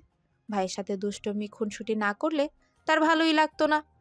তখন কোনোভাবে যদি তার ক্ষত জায়গা নিশির চোখে পড়ে যেত, তাহলে নিজের হাতে যত্ন করে জায়গাটা পরিষ্কার করে ওষুধ লাগিয়ে দিত আর বলতো, ভাইয়া তুই সবসময় এভাবেই ব্যথা পেয়ে আসবি আর আমি এভাবেই তোর উপর ডাক্তারি করব। হাজি নিশির কথা মনে পড়তেই চোখ ছলছল করে উঠল নিবিড়ের। কতটা একা হয়ে গেছে আজ সে। মা আর বোনের মতো ওরকম করে তাকে কেউ বুঝেনি। যে মানুষটা নতুন করে তার জীবনে এলো, মনে করেছে সেই মানুষটা তাকে বুঝবে, কিন্তু সেই মানুষটা কি আদৌ তাকে বুঝবে? কই, একবারও তো তার খোঁজ নিল না। তার হাতের ক্ষতচিহ্ন নিজের চোখে দেখেও তো খবর নিতে একবারও ফোন করলো না। মনে মনে বলল নিবিড়, তুমি আমাকে বুঝবে তো পুষ্প? ভালোবাসবে তো আমাকে? আমার এই শূন্য জীবনে তোমাকে যে আমার খুব প্রয়োজন, খুব খুব বেশি প্রয়োজন। পুষ্প বারান্দায় দাঁড়িয়ে ওই অন্ধকার আকাশের দিকে মুখ করে ওই জলজল করা চাঁদের দিকে তাকিয়ে আছে আর ভাবছে, আচ্ছা, মানুষ কেন শুধু ওই জল করা চাঁদের মধ্যেই সৌন্দর্য খুঁজে পায়? এই অন্ধকার কালো আকাশে কি কোনো সৌন্দর্য নেই? না, সত্যি কোনো সৌন্দর্য নেই। ঠিক যেমন আমার মাঝে কোনো সৌন্দর্য নেই। এই শ্যামবতীর মাঝে কোনো সৌন্দর্যই কেউ খুঁজে পায় না। তাই তো কোনো পুরুষের মনে জায়গা হয়নি এই শ্যামবতীর। সব পুরুষরাই শুধু সৌন্দর্য খুঁজে। এই শ্যামবতীর মাঝেও যে কাউকে ভালোবাসার বিশাল একটা মন থাকতে পারে সেটা কেউই খুঁজে না। কেউ ভালোবাসা চায় না, চায় শুধু লাল টুকটুকে ফর্সা গায়ের রং। কেউ এই শ্যামবতীকে একটুও ভালোবেসে দেখুক, অপর পাশের মানুষটাকে যে মন ভরে ভালোবাসা দেওয়ার ক্ষমতা রাখে সেটা কেউ বুঝতেই পারে না। ঠিকই তো, কেনই বা কেউ ফর্সা গায়ের রং ছেড়ে এই শ্যামবতীকে ভালোবাসবে? কি দায় পড়েছে তার? শুধু বিয়ে করেছে বলেই কি তার দায় পড়েছে? কিন্তু বিয়েটা তো একটা মিথ্যে নাটক ছিল তার কাছে। শুনেছি বিয়ে নাকি একটা পবিত্র বন্ধন, যেই বন্ধনে আল্লাহর তরফ থেকে দুজনের মাঝেই ভালোবাসা সৃষ্টি করে। কই, ওই মানুষটার মাঝে তো এক বিন্দুও ভালোবাসা নেই আমার জন্য। যদি থাকতো তাহলে আজ এভাবে আবারও সবার সামনে আমায় নীরব অপমান করতে পারতো না। আচ্ছা, আমি কি ওই মানুষটাকে ভালোবাসি? না, ভালোবাসি না আমি ওনাকে। তাহলে আমার চোখ দিয়ে এভাবে অশ্রুকণা কেন ঝরে যায় মানুষটার জন্য? দু চোখ বেয়ে অনবরত ঝরে যাওয়া অশ্রুকণা মুছে নিয়ে আবারও মনে মনে বলল পুষ্প, আর কাঁদবো না আমি ওই মানুষটার জন্য, যার মনে আমার জন্য সামান্যতম জায়গাটুকু নেই, যে আমায় একটুখানি সম্মান করতে পারে না। তার জন্য অশ্রু ফেলা তো অসহায়তার লক্ষণ। কিন্তু আমি হতে চাই না ওইসব নারী, যে নারী স্বামীর পায়ের কাছে একটু জায়গা করার জন্য সারাক্ষণ অশ্রু বিসর্জন দেয়। আমি হতে চাই সেই সব নারী, যে নারীকে মানুষ ভালোবাসতে না পারলেও কখনো অসম্মান করবে না, তাচ্ছিল্য করবে না কখনো। পুষ্প অস্থির হয়ে এবার আকাশের দিক থেকে মুখ সরিয়ে বলল, উফ, আমি কেন এই মানুষটার কথা ভাবছি? কেন ওই মানুষটার কথা ভেবে নিজেকে কষ্ট দিচ্ছি আমি? ওনার সাথে আমার সম্পর্ক থাকা মানেই আমাকে বারবার ওনার দিয়ে আঘাত আর অপমান সহ্য করে নেয়া। আমি বাবাকে কালই বলবো যত তাড়াতাড়ি সম্ভব ডিভোর্স পেপার রেডি করতে। এই সম্পর্কের মাঝে থাকলে আমি আমার লক্ষ্যের প্রতি অমনোযোগী হয়ে পড়ব। আমার নিজের লক্ষ্যের প্রতি আরো মনোযোগী হতে হবে, দেখিয়ে দিতে হবে সবাইকে যে ভালোবাসা ছাড়াও একটা মানুষ ভালো থাকতে পারে। নাইবা কেউ ভালোবাসলো এই শ্যামবতীকে, কিন্তু এই শ্যামবতী নিজেকে নিজেই ভালোবাসে, আর নিজেকে ভালো রাখার জন্যই আমাকে নিজের জন্য কিছু একটা করতে হবে। ল্যাপটপের স্ক্রিনে পুষ্পের অস্থিরতা ধরা পড়েছিল উজানের চোখে। বুঝতে পারছিল তার কালো গোলাপের অস্থিরতার কারণ। আর বসে থাকতে পারল না। কালো পোশাকটা পরে গাড়ির চাবিটা হাতে নিয়ে সঙ্গে সঙ্গে বেরিয়ে গেল বাড়ি থেকে। গাড়ি এসে থামলো সোজা পুষ্পের বাড়ির সামনে। গাড়িতে বসে উজান রতন চাচাকে ফোন দেয়। হ্যালো চাচা, বাড়ির সবাই কি ঘুমিয়েছে?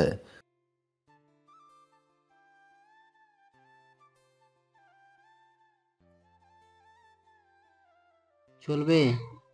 জি বাবা, সবাই ঘুমাইছে সেই কখন। আমারও চোখটা লাগে আসছিল মাত্র। সরি চাচা, তোমার কাঁচা ঘুম ভাঙালাম। আর আমি আমার বাড়ির সামনে ওয়েট করছি, সদর দরজাটা খুলে দাও। আমি এখনই আইতাছি। বাবা, আগে কেন ফোন করো নাই? কথাটা বলে রতন মিয়া সঙ্গে সঙ্গে বিছানা থেকে নেমে তাড়াহুড়ো করে ঘর থেকে বেরিয়ে গেল। উজান ফোনের স্ক্রিনে পুষ্পের ঘরে সিসি ক্যামেরা অন করে দেখে তার কালো গোলাপ ঘুমিয়ে গেছে। হয়তো অনেক কেঁদেছে, তাই ঘুমটা একটু তাড়াতাড়ি চলে এসেছে। রতন মিয়া সদর দরজা খুলে দিতেই উজান গাড়ি থেকে নেমে সোজা বাড়ির ভেতরে চলে গেল। পুষ্পের ঘরের সামনে গিয়ে নিজের সঙ্গে রাখা পুষ্পের ঘরের দরজার চাবিটা দিয়ে লকটা আস্তে করে খুলে নিল। বরাবরের মতোই পুরো ঘরটা অন্ধকার, হালকা আলোর হলুদ বাতিটা জ্বলছে। উজান দরজা লক করে ধীর পায়ে পুষ্পের বেডের দিকে এগিয়ে গেল। পুষ্প পাশে বসে এক দৃষ্টিতে তার মায়াবী মুখশ্রীর পানে তাকিয়ে থেকে বলল, জানতে চেয়েছিলে না ফুল প্রেয়সী, জায়গা দিব কিনা আমার ওই ছোট্ট ঘরে? ওই ছোট্ট ঘরে তোমার জায়গায় কি দিব মায়াবতী? তুমি যে জায়গা করেছো আমার এই মনের গভীরে। জানতে চেয়েছিলে না আমি তোমাকে ভালোবাসি কিনা? ভালোবাসা কি আমি জানি না ঘুমন্ত পড়ি, শুধু জানি মরণ ছাড়া আমার কাছ থেকে তোমাকে কেউ আলাদা করতে পারবে না। আমি তোমার সৌন্দর্যের প্রেমে পড়িনি, তাই তো জানো তুমি, তাই না?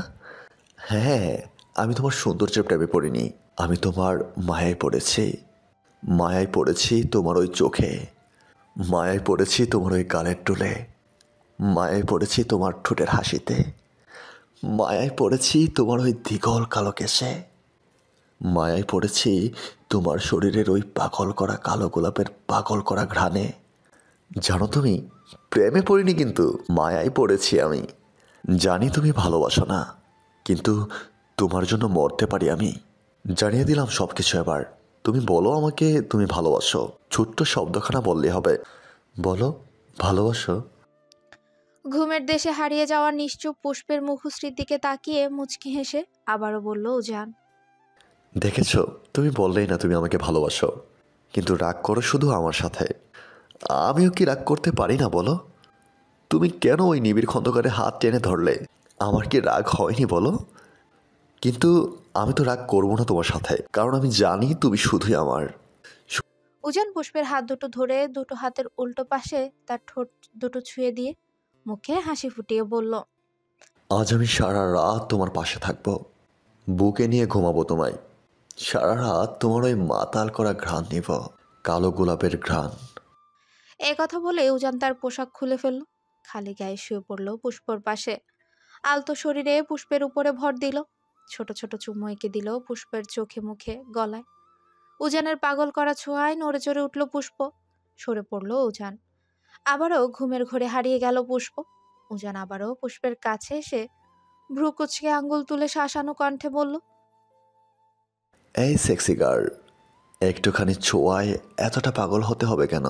আজ তো শুধু আমার রাত ছিল, কিন্তু না, মহারানীকে তো ছোঁয়াই যায় না, শুধু ছটফট করে ওঠে। এতটা সেক্সি হলে হয় নাকি? কথাটা বলে উজান পুষ্পকে আগলে নিয়ে তার বুকে শুইয়ে দিল, সঙ্গে দুহাতে পরম আবেশে জড়িয়ে নিল পুষ্পকে। পরম শান্তিতে ছেয়ে গেল উজানের বুক, যেন পৃথিবীর সব শান্তি উজানের বুকের মধ্যখানে অবস্থান করছে। মাথাটা নুইয়ে সে শান্তির কপালে একটুখানি ঠোঁট ছুঁয়ে দিল। মুখে তৃপ্তির হাসি ফুটে উঠল উজানের মুখে। পরম শান্তিতে দীর্ঘশ্বাস ফেলে চোখ বন্ধ করে নিল উজান। ফজরের আজানের ধ্বনিতে মুখরিত হয়ে এলো চারিদিক। পুষ্পর ঘুম ভেঙে গেল। এই সময়টা আপনা আপনি যেন ঘুম ভেঙে যায় পুষ্পর। ছোটবেলা থেকে অভ্যাস, তাই তো আলাদা করে আর নামাজের জন্য অ্যালার্ম দিতে হয় না। চোখ খুলেই যেন অনুভব করলো সুন্দর একটা রাত্রি পার করেছে সে। কিন্তু কেন এমন মনে হচ্ছে? অন্য রাতের থেকে কেন গেল রাতটা এতটা স্পেশাল মনে হলো তার? এই ভেবে পাশ ফিরে তাকাতেই ভ্রু কুঁচকে চোখ মুখ খিচে এলো পুষ্পের। ফজরের আজানের ধ্বনিতে মুখরিত হয়ে এলো চারদিক। পুষ্পের ঘুম ভেঙে গেল। এই সময়টা আপনা আপনি যেন ঘুম ভেঙে যায় পুষ্পের।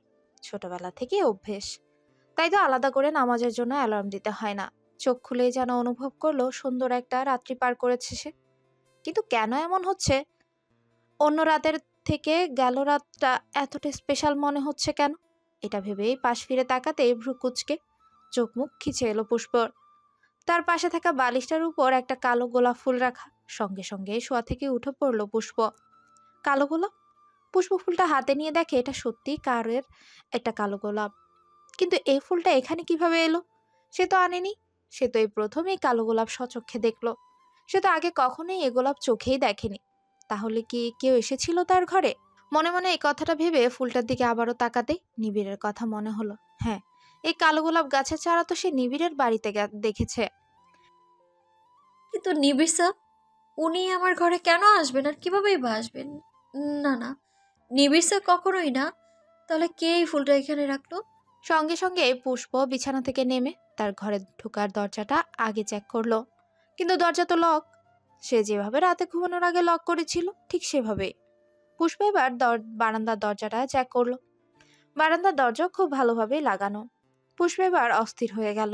সে বসে থাকে, ঘুমের মধ্যে যে পারফিউমের ঘ্রাণটা পুষ্পের নাকে যায় সেটা তো পুষ্প জানেই না।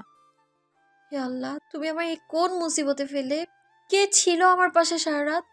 এই ফুল বালিশে এই পুরুষ মানুষের পারফিউমের গন্ধ কি করে এলো এগুলো? আর কেনই বা উজানের কথা পুষ্পের মনে আসবে, যে তাকে স্ত্রী হিসেবে মানে না, তাকে সম্পূর্ণরূপে তাচ্ছিল্যের চোখে দেখে। তার কথা কি করে বা পুষ্পের মনে আসবে? কিন্তু নিবিড়ের কথাই কেন পুষ্পের মনে এলো? তা কি শুধু নিবিড়ের বাড়িতে এই কালো গোলাপ গাছের চারাটা আছে বলে? হ্যাঁ ঠিক, সেজন্যই পুষ্পের মনে নিবিড়ের নামটা বারবার আসছে। পুষ্প সঙ্গে সঙ্গে বিছানা ছেড়ে উঠে গেল। তার জানতে হবে তার সন্দেহই ঠিক নাকি ভুল। সকাল সকালই বশির হায়াত শিরিন বেগমকে নিয়ে তৈরি হয়ে পড়েছে গ্রামে যাওয়ার জন্য। পুষ্প নিচে নেমে দেখে সবাই তৈরি হয়ে তার জন্যই অপেক্ষা করছে। পুষ্প বাবাকে বলল, বাবা, আর একটা দিন থেকে গেলে হতো না? বশির হায়াত পুষ্পের মাথায় হাত রেখে বলল, না রে মা, আমার স্কুল আছে। আর তাছাড়া তোর নানুকে একা বাড়িতে রেখে এসেছি। উনি বৃদ্ধ মানুষ, যে কোনো সময় যে কোনো দুর্ঘটনা ঘটে যেতে পারে। পরের বার যখন আসবে তখন নানুকে নিয়ে আসবে। হ্যাঁ, নিয়ে আসবো। পুষ্প এবার বাবার হাত ধরে বলল, বাবা, ডিভোর্স পেপার রেডি হতে আর কত সময় লাগবে? বশির হায়াত তাকিয়ে আছে মেয়ের দিকে। মেয়ের চোখে মুখে এক অস্থিরতা কাজ করছে। হঠাৎ করে এই অস্থিরতার কারণ বুঝতে পারল না বশির হায়াত, কিন্তু মেয়েকে শান্ত করতে বলল, খুব তাড়াতাড়ি হয়ে যাবে মা। তুমি পরের বার যখন আসবে তখন ডিভোর্স পেপার সঙ্গে করে নিয়ে এসো বাবা। এই নামমাত্র সম্পর্কের মাঝে থেকে আমি শান্তি পাচ্ছি না। নিজেকে কোথায় যেন খুব অসহায় মনে হয় আমার। মনে হয় আমি যেন এক হেরে যাওয়া নারী, যে কিনা বিয়ে হয়েও স্বামীর মনে জায়গা করে নিতে পারলো না। পুলক দাঁতে দাঁত চেপে এগিয়ে এসে বলল, এই উজান চৌধুরী তোকে আবার কিছু বলেছে আপু? বশির হায়াত পুলককে ধমক দিয়ে থামিয়ে দিল। চোখ ছলছল করে উঠল বশির হায়াতের। রতন মিয়া মাথা নুইয়ে মনে মনে বলল, তুমি জানো না মামুনি, আমার উজান বাবা তোমাকে কতটুকু ভালোবাসে। শিরিন বেগম মুখে আঁচল চেপে ধরে কেঁদে ফেলল। পুষ্প মায়ের কাছে এগিয়ে গিয়ে মায়ের হাতটা ধরে বলল, আমি জানি মা, তুমি তোমার মেয়ের সুন্দর একটা সংসার দেখতে চেয়েছিলে। মালাও তো তোমার মেয়ে, তাই না বলো? শিরিন মাথা নেড়ে হ্যাঁ বলল। তাহলে দেখো না মা, মালা কত সুন্দর করে সংসার করছে। মালার সংসার দেখে তোমার মন ভরছে না বলো? কিন্তু মালাও তো ভালো নেই মা, সব আমার জন্য হয়েছে। নিজের হাতে দুটো মেয়ে জীবন নষ্ট করে দিলাম। আমাদের ভাগ্যে ছিল মা। হ্যাঁ, তোমার দোষ অবশ্যই ছিল, কিন্তু কি হবে এখন সেই দোষ গুণ খুঁজে? তুমি আমাদের মা, আর আমি জানি এই সব কিছুতে সব থেকে বেশি কষ্ট তুমিই পাচ্ছ। সেটাই হয়তো তোমার ভুলের মাসুল। আর আমি যেমনই থাকি, কিন্তু মালাকে কষ্টে থাকতে দিব না। আমি সব সময়ই ওর পাশে থাকবো। তোমরা দেখো, উদয় ভাইয়া যদি সত্যি অপরাধী না হয়ে থাকে, তাহলে আমি উদয় ভাইয়াকে নির্দোষ প্রমাণ করেই ছাড়ব। বশির হায়াত পুষ্পের মাথায় হাত রেখে বলল, তুই এত কিছু কি করে করবি মা? আর তুই তো বলেছিলি নিবিড় খন্দকার খুব ভালো একজন ব্যারিস্টার, তাহলে তার পক্ষে কি করে ভুল হতে পারে? ভুল মানুষেরই হয় বাবা, হয়তো ওনারও ভুল হয়েছে। আর ওনার সেই ভুল ওনাকে ধরিয়ে দেওয়ার জন্যই আমার ওনার কাছে থাকা জরুরি। কিন্তু চৌধুরী পরিবার তো তোকে ভুল বুঝছে মা। ভুল বুঝুক বাবা, যে যতটুকু পারুক ভুল বুঝুক। আমি আমার লক্ষ্যে পৌঁছাতে সবার দেয়া অপবাদ মঞ্জুর করে নিব আমি। যদি মালাও আমাকে সেই জন্য ভুল বুঝে, তাতেও আমার কোনো আফসোস থাকবে না। মালা তোকে কখনোই ভুল বুঝবে না মা। পুষ্প হেসে বলল, আমি জানি বাবা। বশির হায়াত বলল, ভালো থাকিস, নিজের খেয়াল রাখিস, আর ওই বাদরটারও। বশির হায়াত পুলককে ইঙ্গিত করে কথাটা বলল। পুলক মাথা নুইয়ে নিল। পুষ্প হেসেই বলল, ঠিক আছে বাবা। আর হ্যাঁ, তুমিও আমাদের জন্য চিন্তা করবে না। তুমি কিন্তু একটু বেশি খরচ করছো। এভাবে খরচ করলে হবে বলো? এতটা খরচ করার কোনো দরকার নেই। তুমি তো জানো আমরা সবকিছুতে অভ্যস্ত। তুমি কিসের কথা বলছিস মা? আমি তো বেশি খরচ করি না, আর এত বেশি খরচ করার সামর্থ্য নেই আমার। রতন ভাইকে যতটুকু দেই ততটুকু তো আমার মনে হয় তোদের কোনোভাবে মাস চলে যায়। পুষ্প ভ্রু কুঁচকে বলল, কোনোভাবে মাস চলে যায় মানে? কিন্তু রতন চাচা তো প্রতিদিন দামি দামি মাছ আর মাংস দিয়ে দিন পার করে, আর তুমি বলছো কোনোভাবে মাস কেটে যায়? রতন মিয়া শুকনো ঢোক গিলল। পুষ্প এক পলক তাকালো রতন মিয়ার দিকে, তারপর বশির হায়াতকে বলল, তুমি খাওয়া খরচের জন্য এই মাসে চাচাকে কত টাকা দিয়েছিলে বাবা? খাওয়া খরচের জন্য শুধু 5,000 টাকা দিয়েছিলাম। পুষ্প ভ্রু কুঁচকে বলল, 5,000 টাকা? কিন্তু আমরা এতদিন যা খেয়েছি তাতে তো মনে হয়নি। পুষ্প এগিয়ে গিয়ে রতন মিয়ার সামনে দাঁড়িয়ে বলল, চাচা, আপনার কি মনে হয় আমরা এতদিন যা খাবার খেয়েছি তাতে 5,000 টাকা দিয়ে আপনি চালিয়ে নিয়েছেন? আমার কিন্তু সেটা মনে হয় না। কারণ প্রতিদিন আমাদের খাবার টেবিলে যে খাবারগুলো থাকতো, সেই খাবারগুলোর সবগুলো দাম মোটামুটি আমার জানা আছে। আমি তো মনে করেছিলাম বাবাই হয়তো আমাদের কথা চিন্তা করে এতগুলো টাকা খরচ করছে। কিন্তু আপনি এতদিন যা টাকা খরচ করেছেন, সে টাকা কোথা থেকে পেয়েছেন? আর কেনই বা এতগুলো টাকা খরচ করেছেন? তুমি শুধুই চিন্তা করছো মা। আসলে আমি এই এলাকাতে এই বাড়ি অনেক দিন যাবত আছি। এই এলাকার দোকানদারদের সাথে আমার খুব ভালো সম্পর্ক, তাই তাদের কাছ থেকে আমি সবকিছু কম সময় পাই। আর তাছাড়া তোমাকে তো বলছি, আমার এ দুনিয়ায় কেউ নেই, বর্ণায় আমি আমার সবাইকে হারিয়েছি। তাই তোমাদের দুই ভাই বোনকে আমি আমার নিজের ছেলে মেয়ের মতো দেখি। কেন যেন রতন মিয়ার বলা কথাগুলো পুষ্পির বিশ্বাস হলো না। কিন্তু তার বাবা মা আর ভাইয়ের সামনে সে কিছু বুঝতে দিল না। তাই সে সবার সামনে রতন মিয়ার কথা বিশ্বাস করার ভাব নিয়ে বলল, আর তাই আপনি আপনার বেতনের সব টাকা আমাদের খাওয়ার পেছনে খরচ করেন? রতন মিয়া আর কিচ্ছু বলল না। পুষ্প আবারও বলল, চাচা, আমার বাবার সামর্থ্য আমার সবটাই জানা, আর আমরাও সেভাবেই বড় হয়েছি। আর সেটা নিয়ে আমাদের কোনো আফসোসও নেই। তাই আপনারও কোনো দরকার নেই নিজের সবকিছু আমাদের পেছনে খরচ করার। আপনার বয়স বাড়ছে, তাই এরকমটা আর করবেন না। আমি এখন থেকে আপনার কাছ থেকে সব হিসেব নিব। কোনো বাড়তি খরচ করা যাবে না। আমি আমার বাবাকে নিয়ে যতটুকু চিন্তা করি, আপনার জন্যও ততটুকু চিন্তা করি আমি। রতন মিয়া মাথা নেড়ে শুধু হ্যাঁ বলল, আর মনে মনে বলল, যাক, বাঁচা গেছে। না হলে এই মেয়ের জেরায় মুখে দাঁড়িয়ে সবকিছু বলে দিতে হতো। বশির হায়াতও এগিয়ে এসে বলল, হ্যাঁ রতন ভাই, আপনি আমার ছেলে মেয়েকে নিজের ছেলে মেয়ের মতো যত্ন করছেন, এতটুকুই তো আমি আপনার উপর কৃতজ্ঞ। আর তাছাড়া আপনার যদি কোনো খরচ চালাতে কষ্ট হয় তাহলে আমাকে বলবেন, আমি চেষ্টা করব। পুষ্প বাবার হাত ধরে বলল, না বাবা, তোমার আর কষ্ট করতে হবে না। তুমি শুধু আমার উপর একটু দোয়া করো। দেখো, একদিন আমি আমার বাবা মায়ের সব আবদার মেটাবো। পুলক পেছন থেকে হাত তুলে বলল। আমিও। বশির হায়াত আর শিরিন বেগমের গর্বে বুকটা ভরে গেল। তারা দুজনেই ছেলে মেয়েকে বুকে জড়িয়ে ধরল।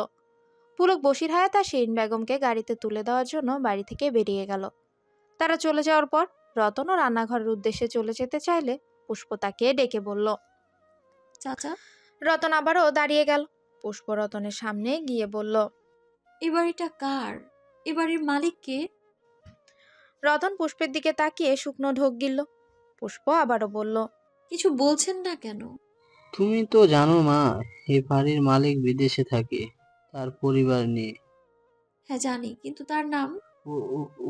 উজ্জ্বল, উজ্জ্বল চৌধুরী। ওনার ফোন নাম্বারটা দিন, আমি ওনার সাথে কথা বলবো। রতন মিয়া আবারও ঢোক গিলে বলল, ফোন নাম্বার? ফোন নাম্বার তো আমার কাছে নেই মা। পুষ্প ভ্রু কুঁচকে বলল, নাম্বার নেই মানে? মানে আমি তো কখনো নিজ থেকে ফোন দেই না, মালিকই সব সময় ফোন দেয়, তাও আবার ল্যান্ডলাইনে।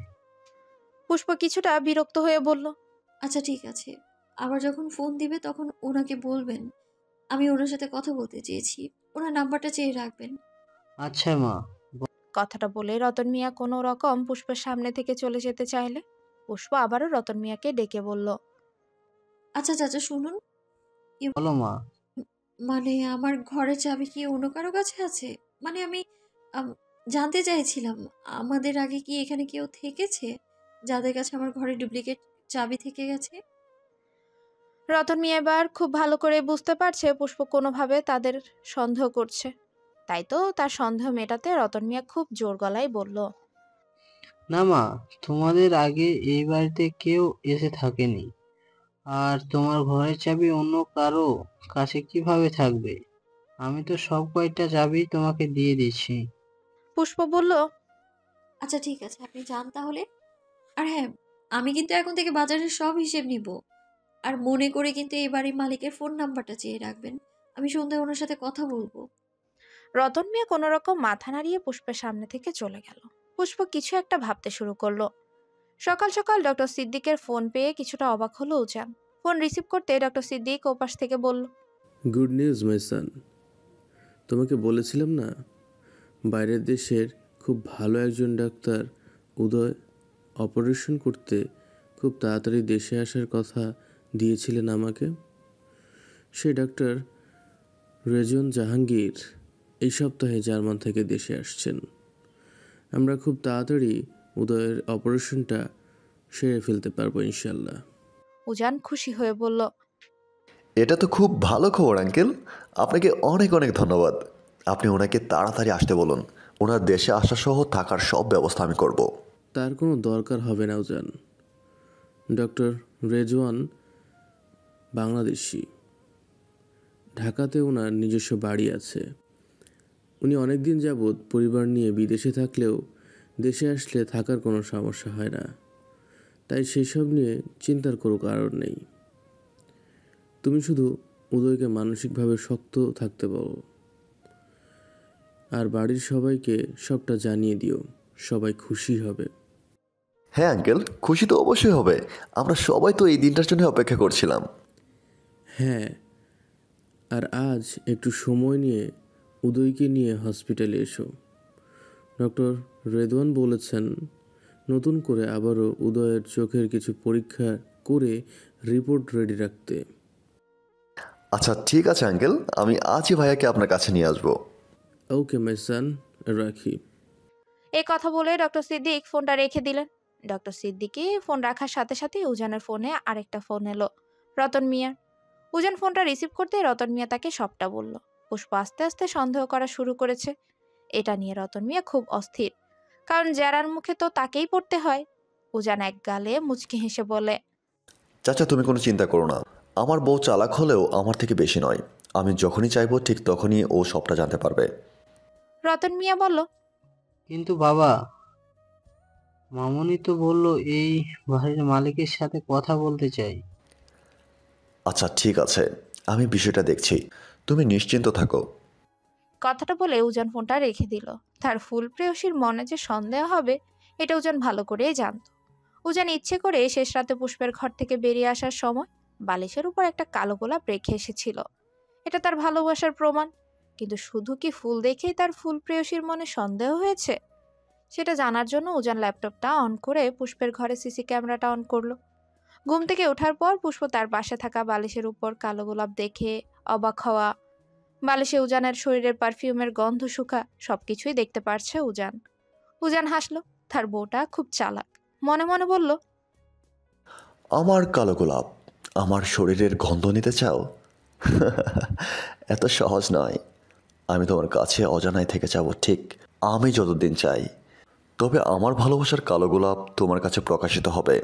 এই কালো গোলাপই আমার ভালোবাসার প্রমাণ। উজান বিছানা থেকে উঠে তার বারান্দায় থাকা কালো গোলাপ গাছটায় পানি দিল। অনেকগুলো ফুল ফুটেছে গাছে। সবটা উজানের হাতের জাদু। খুব যত্ন করে যে গাছটাকে।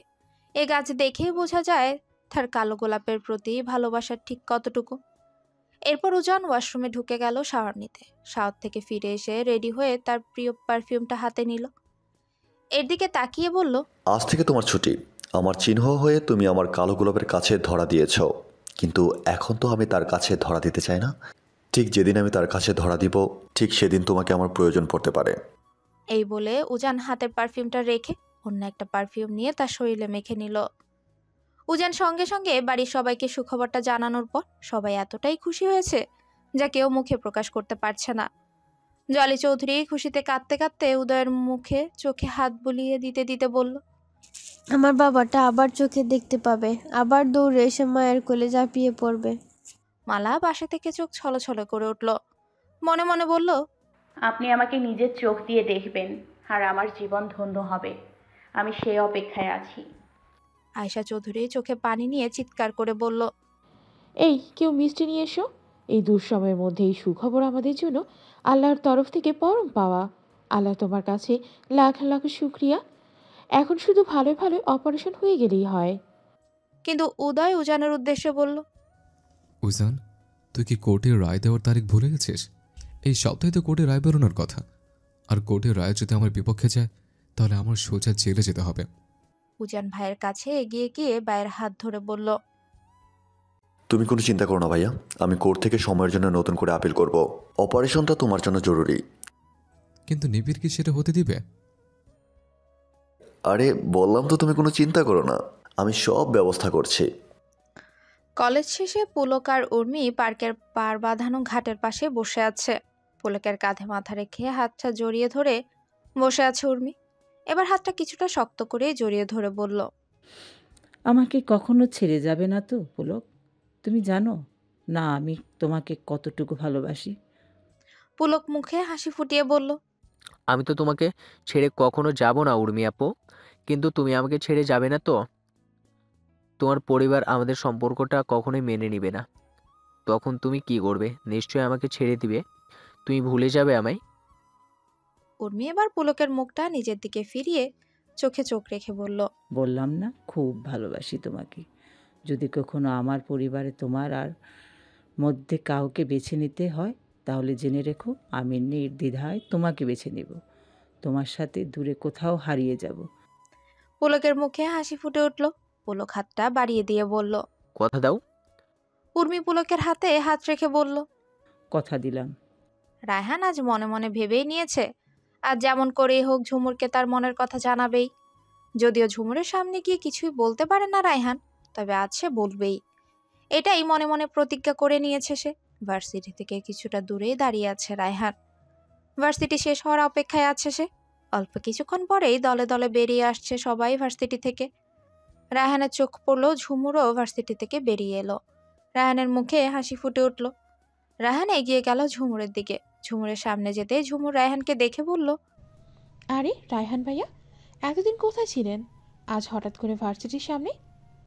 আমার সামনে আসার জন্য প্রিপেয়ার, কিন্তু কেন?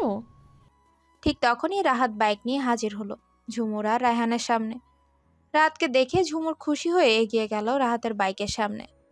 রায়হান রাহাতকে দেখে ভ্রু কুঁচকালো আর মনে মনে বলল। রায়হানও এগিয়ে গেল তাদের কাছে।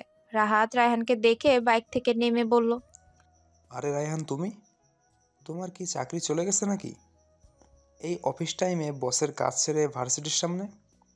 রাহাত হেসে বলল, চেনার পর্ব তো শেষ, এবার শুধু জানার পর্ব চলছে, তাই না ঝুমুর? ঝুমুর লাজুক হেসে মাথা নুইয়ে হ্যাঁ বলল। রায়হান ঝুমুরের লাজুক মুখের দিকে তাকিয়ে ভ্রু কুঁচকালো। ঝুমুর মাথা নুইয়ে লাজুক মুখে বলল, আসলে রায়হান ভাইয়া, আমি রাহাত ভাইয়াকে পছন্দ করি। ঝুমুরের এই মুখে এই কথাটা শুনে অবাকের শীর্ষ পর্যায়ে পৌঁছে গেল রায়হান। রায়হানের মুখ থেকে অস্পষ্ট স্বরে শুধু বেরিয়ে এলো, ঝুমুরের মুখে সে রাহাতকে পছন্দ করে। এই কথাটা শুনে রায়হানের বুকের ভেতর ঝড় শুরু হয়ে গেছে। মুহূর্তে যেন চোখটা ছলছল করে উঠল, কিন্তু রায়হান নিজেকে কোনোভাবে সামলে নিয়ে বলল, এই কথা বলে রায়হান যত তাড়াতাড়ি সম্ভব এখান থেকে এক প্রকার পালিয়ে যাওয়ার আশায় প্রস্থান করলো। না হলে ওদের সামনে তার দুর্বলতা প্রকাশ পেয়ে যেত, সামলাতে পারতো না নিজেকে। ছোটবেলা থেকে খুব চাপা স্বভাবের রায়হান, নিজের বলা কথা প্রকাশ করতে ভয় পায় সে। সেজন্যই কোনোদিন প্রেম করার ইচ্ছে উকি দেয়নি মনে। কিন্তু ওই দিন বসের উৎসাহ পেয়ে মনে জোর পেল সে। ভাবলো এবার একটা প্রেম করাই উচিত।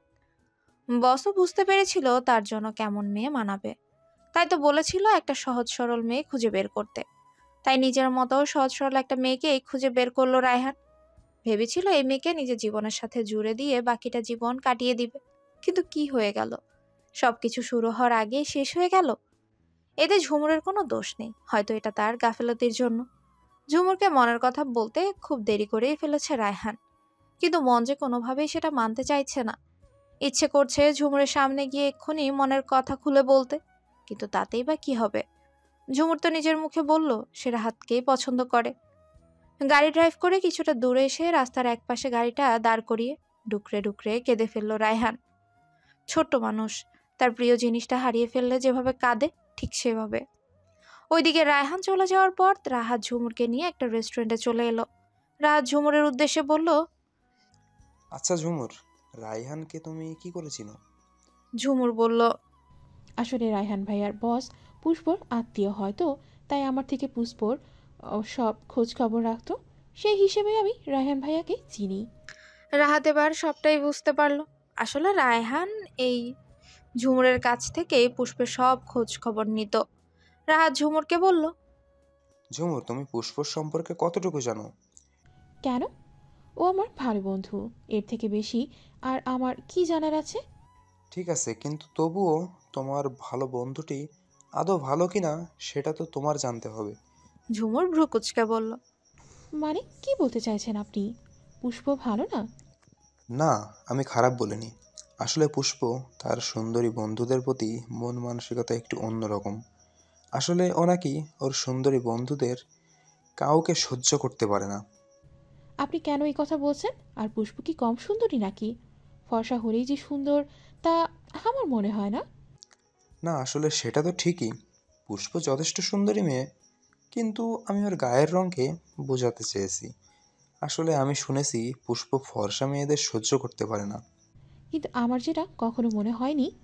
তাহলে এবার আমি তোমাকে পুষ্পর সম্পর্কে কিছু কথা বলি। পুষ্পর একটা কাজিন আছে যে পুষ্পর বাড়িতেই থাকতো, তার নাম মালা। পুষ্পর থেকে এই মালার গায়ের রং ঢের ফর্সা ছিল, তাই পুষ্পর জন্য আসা বিয়ের সম্বন্ধগুলো বারবারই মালাকে পছন্দ করত। আর সেই জন্য পুষ্প আর ওর বাবা মা মালার ওপর অনেক নির্যাতন করত। আরও কি করেছে শুনবে? কি? জেনে শুনে একটা খুনি আর অন্ধ ছেলের কাছে মালাকে বিয়ে দিয়ে দেয়। আপনি এসব কি করে জানলেন? কারণ সেই খুনি ছেলেটা ব্যারিস্টার নিবিড় খন্দকারের মা আর বোনের খুনি উদয় চৌধুরী। তাই আমি সব কিছু জানি। পুষ্প যখন দেখলো একটা অন্ধ আর খুনি ছেলের সাথে বিয়ের পর মালা সুখে আছে, ভালো আছে, তখন পুষ্প নিবিড় খন্দকারের সাথে হাত মিলিয়েছে যাতে মালার স্বামীকে জেলে ঢুকাতে পারে। ঝুমুর এই সব কিছু শুনে অবাক হয়ে গেল, কিন্তু কেন জানো ঝুমুরের এই সব কিছু বিশ্বাস হচ্ছে না। তাই ঝুমুর বলল, কিন্তু নিবিড় স্যার তো নিজে পুষ্পকে ওনার সাথে থাকার অফার করেছে। হ্যাঁ নিবিড়, স্যার নিজে পুষ্পকে ওনার সাথে থাকার অফার করেছে। এবার তুমি বলো তো, পুষ্প জেনে শুনে ও কোনো মালার স্বামীর বিরুদ্ধে যে নিবিড় খন্দকার কোর্টে লড়ছে তার সাথে কোনো হাত মিলাবে? পুষ্প কি নিবিড় খন্দকারকে আগে থেকে চিনতো?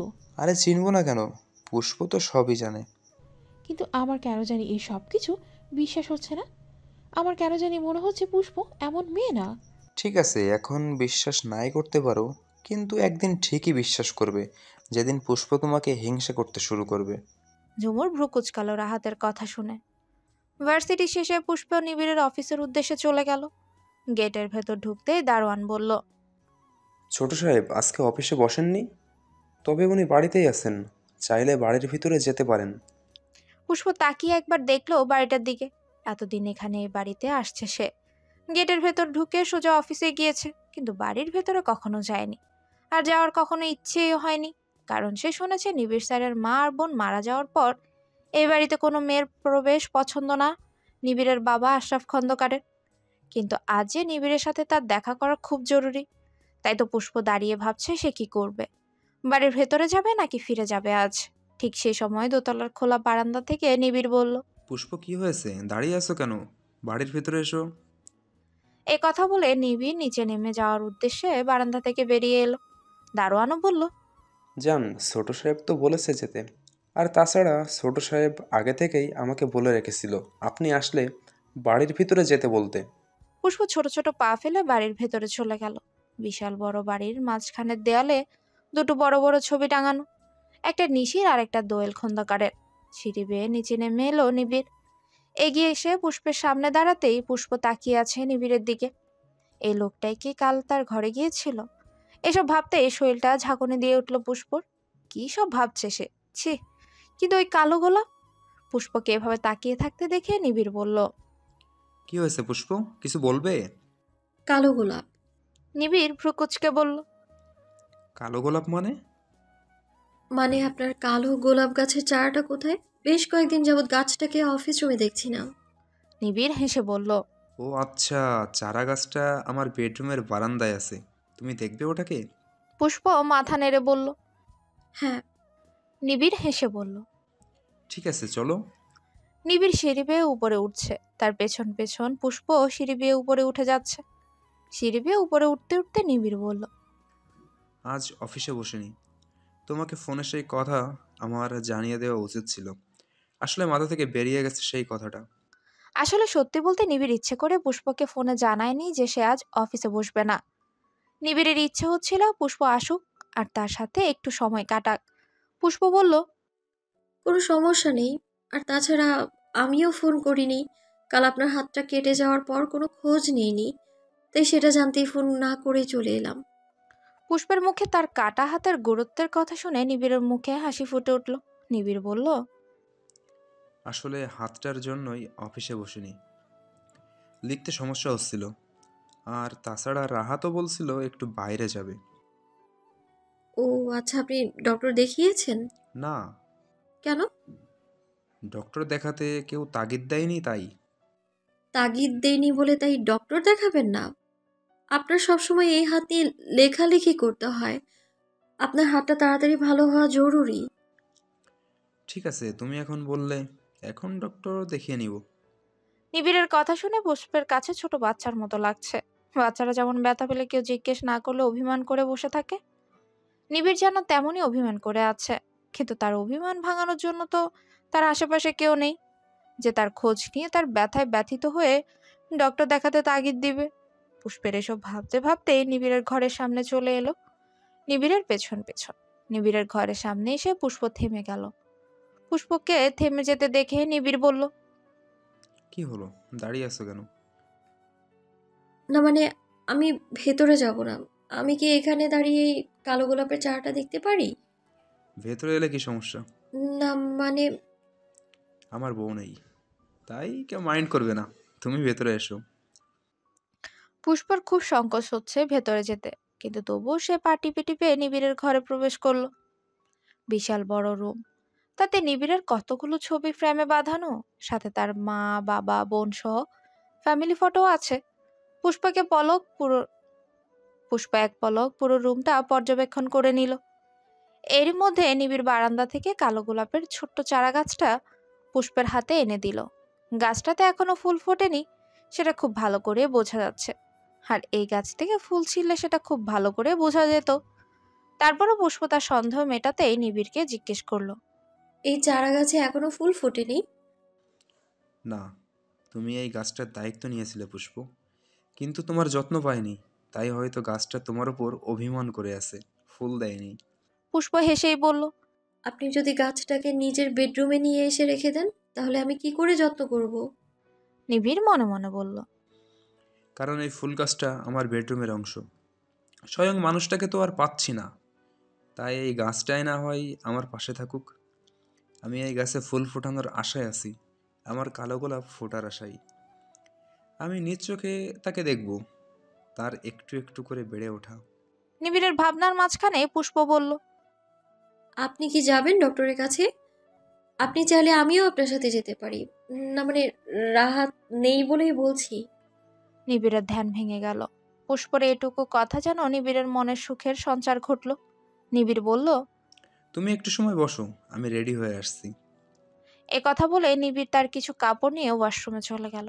নিবিড় চলে যাওয়ার পর পুষ্প তাড়াতাড়ি করে তার হাতে থাকা চারা গাছটা রেখে দিয়ে নিবিড়ের ড্রেসিং টেবিলের সামনে চলে গেল। সেখানে তার বেশ কয়েকটা পারফিউম রাখা আছে। পুষ্প এক এক করে সবগুলো পারফিউমের ঘ্রাণ নিতে লাগলো। তার বিছানায় থাকা বালিশের পাওয়ায় ঘ্রাণটাই খুঁজতে লাগলো, কিন্তু না, নিবিড়ের পারফিউমের কালেকশনে এমন কোনো পারফিউম তো নেই যা তার বিছানায় থাকা বালিশে সে পেয়েছিল। পুষ্প যেন স্বস্তির নিঃশ্বাস ফেলল। নিবিড়ের উপর থাকা সম্মান শ্রদ্ধা সে কোনোভাবেই হারাতে চাইছিল না।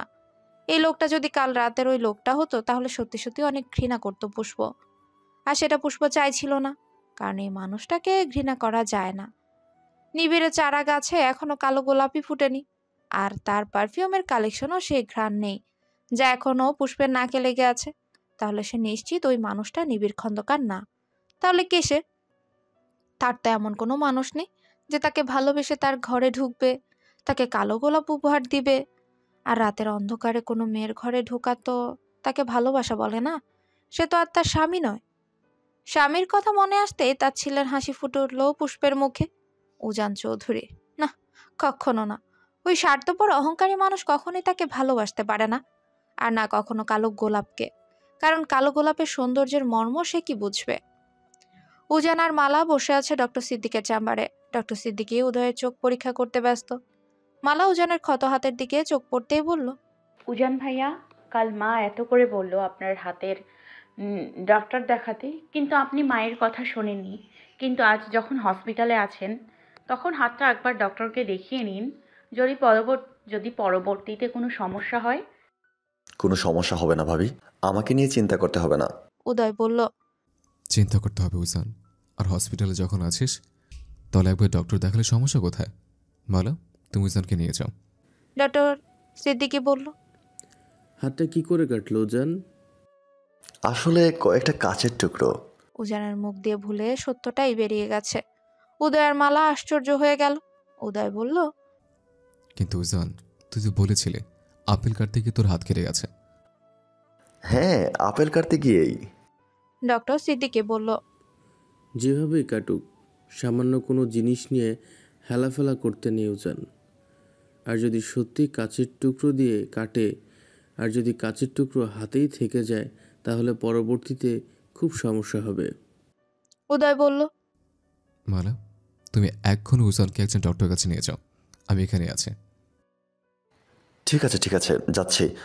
ভাবির যেতে হবে না, আমি একাই যাচ্ছি। না, তোর উপর কোনো ভরসা নেই।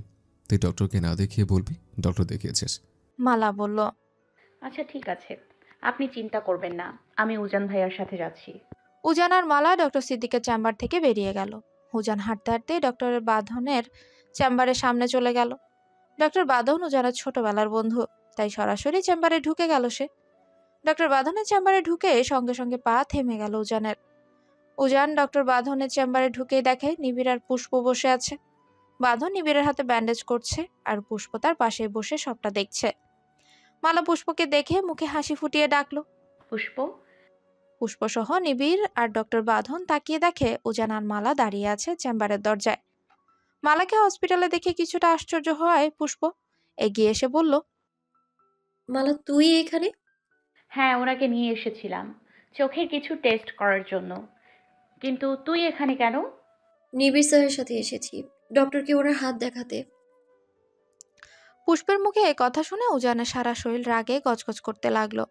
আর সঙ্গে শুরু হলো বুকে অসম্ভব এক ব্যথা, যে ব্যথা সহ্য করা খুবই কষ্টদায়ক উজানের পক্ষে। ডক্টর বাঁধন হেসে উজানের দিকে এগিয়ে এসে উজানের হাত টেনে বলল।